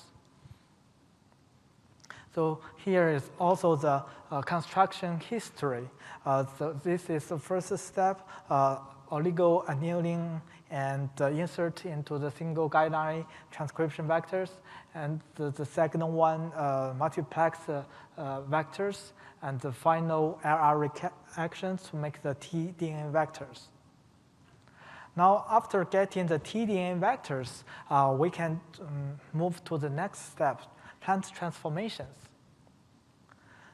So because here we have different plant species, we always use GV101 for dicot plant and EHA105 agro strains for the monocot plant. And here for the transformation, we just use a very robust and very classic agrobacteria-mediated transformation. Like here is the rice callus transformation. And here shows some photos from our own experiments. Like here, because we target the baby born genes in rice, so here is with activation combos, and here is the control, no activations. You can see all the callus can develop even on hormone-free media. And also, the regeneration can happen on hormone-free medias. And finally, we can get a new plantlet, and we will harvest all these plantlets for genotype analysis. And also for the Arabidopsis transformation, also the classic method with floral dip transformation. And because we target FT genes for activation, so we can achieve extra early flowerings. It can help us for selections. And again, also some photos from our experiments. Like here, the T1 plants, we have some extra early flowering, even at a very early stage, about 4 true leaves. And also the T2 generations. And here is the standard of flowering time and extra flowering time. And just early is just between the extra and the standard. So after the transformation, after getting all the transgenic plants, then we can do the data collection and analysis. Based on the features of our combo system, we have 3 parts of data can be analyzed. The first one is gene activation analysis, then is gene editing analysis. The last one is off-target analysis. For the gene activation analysis, we use the very classic qRT-PCR method. We can extract the RNAs from the plant materials and purification, then do the reverse transcription to get the cDNAs, and then use a qPCR to evaluate the transcription levels to see whether the gene is activated or not. For the gene editing analysis, yes, again, just very similar to our previous speaker, Gens. We use the high-tone NGS analysis. And so if we want to investigate the mutation here in the sample genes, we just do the first round of PCR with adapters primers to add the adapter to the amplicons of the target site, and then do the second round PCR with the high-tone index primers to label these samples with both forward and reverse labels. And then we can send all the amplicons for NGS readings. So here, we just need to design our own adapter primers for the first round of PCR. And the second round primers, we can use the prepared and the pre-mixed primers, the high-tone index primers. Actually, we have only 20 different primers with 8 forward primers and 12 reverse primers. Just by combination, we can label up to 96 different samples. And we can also pull all these samples together for sequencing. So how to design the first round of PCR for the first round, the primers for the first round of PCR. So here is a target site. We just make it at the center. Then we design the primers here and here. Just add overhangs. It's the adapter sequence at the beginning and at the end. So because we purchased the service from GeneWith, according to their protocol, they requires the size of PCR amplicons between 115 to 500 BP in length. But in our examples, we just make it 300 base pairs. Then after first round of PCR, then the second round of PCR with high-tone index primers, then we just run them to use the gel to check the PCR products, the quality of PCR products.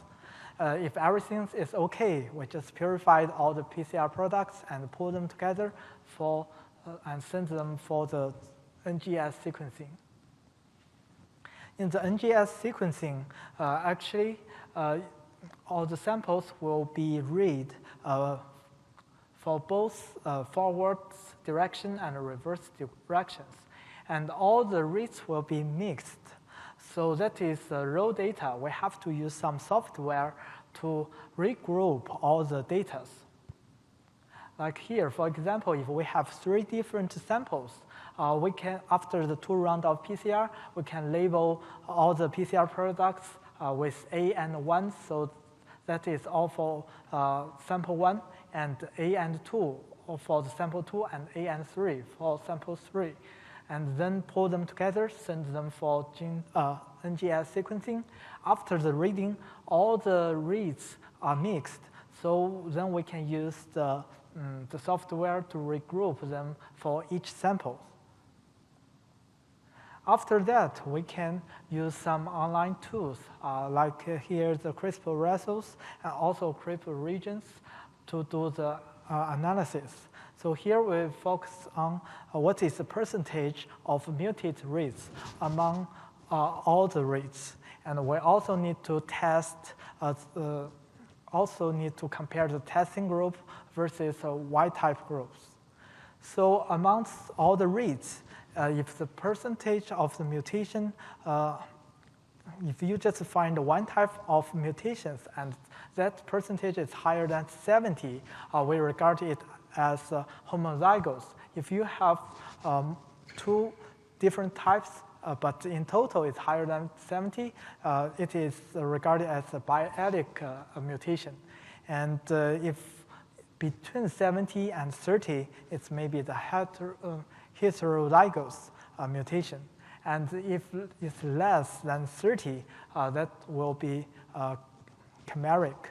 And if even less than 15, it should always be just a wild type, no editing. So you can also look closely at the target site to investigate the base editing efficiencies.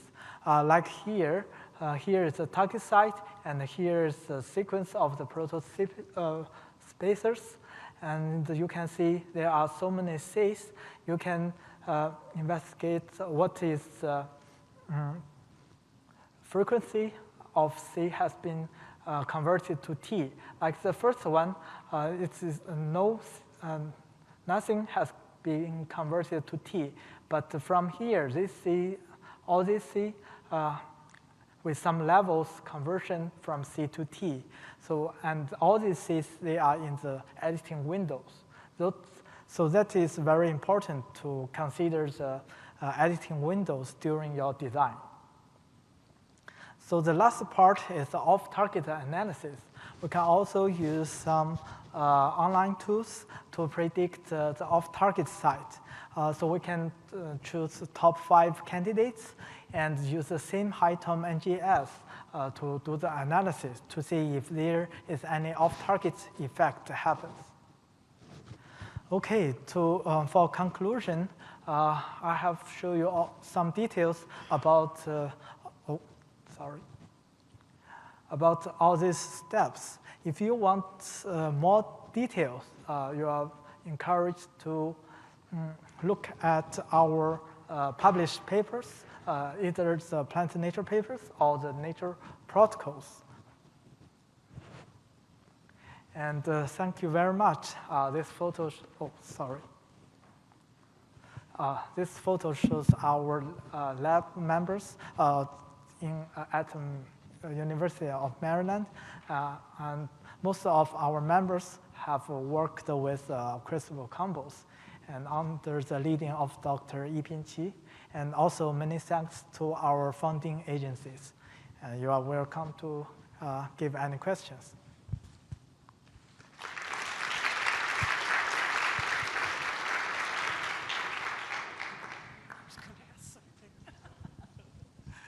Hello, thank you for your talk. I had a question about the activating example that you had. You're having an editing going on of a promoter, okay? It's creating a stronger promoter. That's the upshot, correct? You have a higher expression based on the RT-PCR data, is that correct? Or is that actually you're suppressing the promoter or weakening the promoter? Sorry, the promoter should be the original promoter of the target gene. So we tried to do the activation of that target gene. So that promoter should be originally inside the plant cells. You're not editing the sequence of the promoter then? We are not editing, we will not edit the sequence of promoter. So we use a truncated protospacer. It's a 15 nucleotide. So it will lead the system to that target site without activate the nuclease activity of the Cas9. Yeah. Thank you.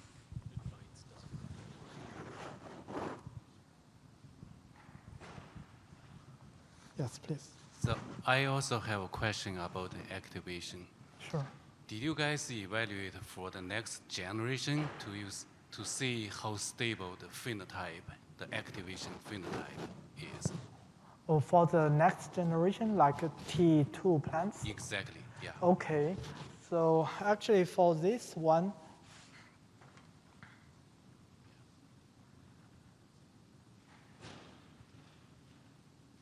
yes, here I can use the example of our transformation of the Arabidopsis, like the T1 plants.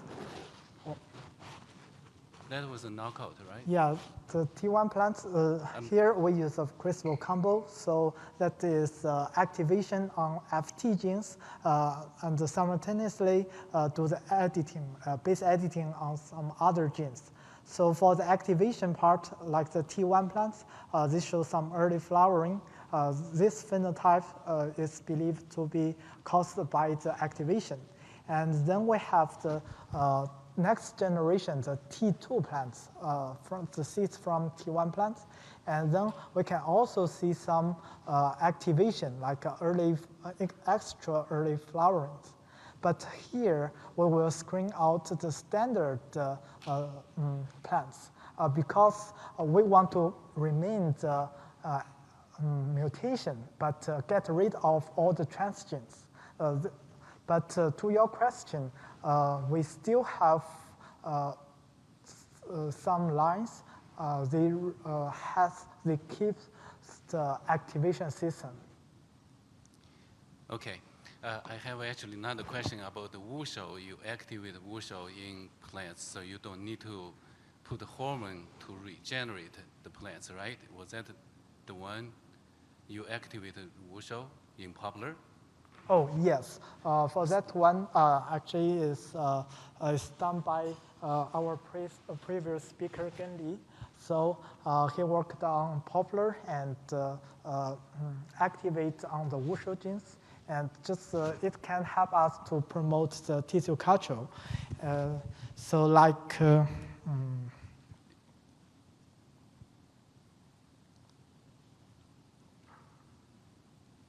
it's at very beginning.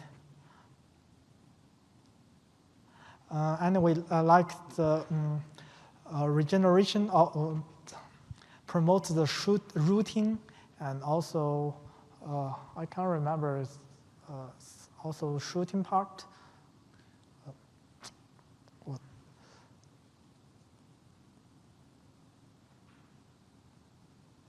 Yes. So it promotes shooting. My question is, do you see any negative consequences from the overexpressing of the wushu, like, for example, the rooting part?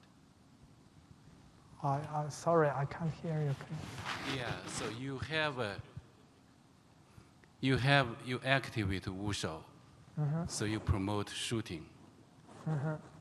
Do you have any negative impact on the subsequent, for example, the rooting part? For now, I think there's no negative result, no negative impact.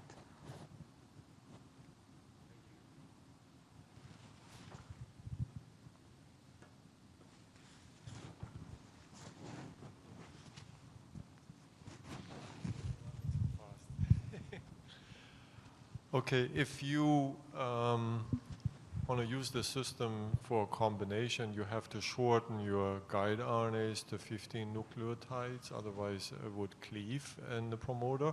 And if you do that, obviously they become less specific, right? So I was wondering, have you done any bioinformatics analysis that tells us, how likely it is that by reducing the size from 20 to 15, you will now increase your off-targets, particularly in promoters where you have less conserved sequences? Oh, I really can't hear you, sorry. So do you ask some off-targeting effects about the activation function? No, what I'm asking is, the shorter a sequence, the less specific the sequence becomes, right? So here you are reducing guide RNA from 20 to 15, and you have to do that, otherwise it will cleave, right? So if you reduce the guide RNA from 20 to 15, it becomes less specific, and the promoter is not as highly conserved as an open reading frame. So what I was wondering is, how much can you kind of quantify how much you are increasing now your non-specificity, or how much you're increasing the off-targeting of other promoters? Oh, yes. So because we use a shorter protospacer for the activation, so it will not induce any editings. So in that case, I think it's not, we don't have to worry about the off-target effect because it will not change the genome. However, yes, it's true. Sometimes it will target to other promoters. But for that aspect, we have not do any analysis. Yeah, but it's very critical, right? If you activate other genes, that's going to create some issues, right? Yes, but for now, everything looks okay. And all the phenotypes is caused by the activation of our target genes. Yes, please. Closely related to that, when you showed how you design the short guide RNA to be able to activate. How do you check which one is more efficient? Do you check that with a 20 nucleotide knockout, or do you check that with the 15 nucleotide qPCR for activation? So do you mean, have we checked what is the balance? How do you choose the guide RNA, the 15 nucleotide guide RNA that you use for activation? How do I choose? You have many options in that promoter. You showed that you want them in a particular position. How do you see which one of them is more effective than the other? Okay, or I understand. less off target? Yes, like here, if we check the PAM site, we have so many potential targets.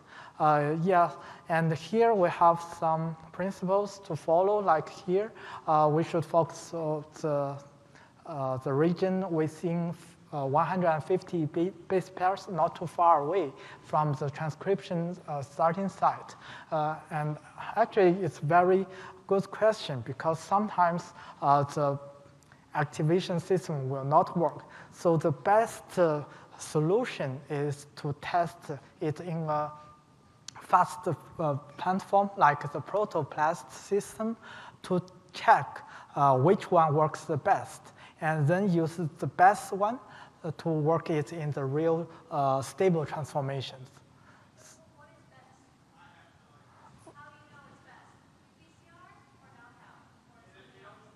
Oh, yeah, if we use the protoplast as the platform, we just do the QRT-PCR. Okay. Any other questions? Comments? If not, then let's thank all the speakers and the panel members from earlier today. Let's give them a big hand, please.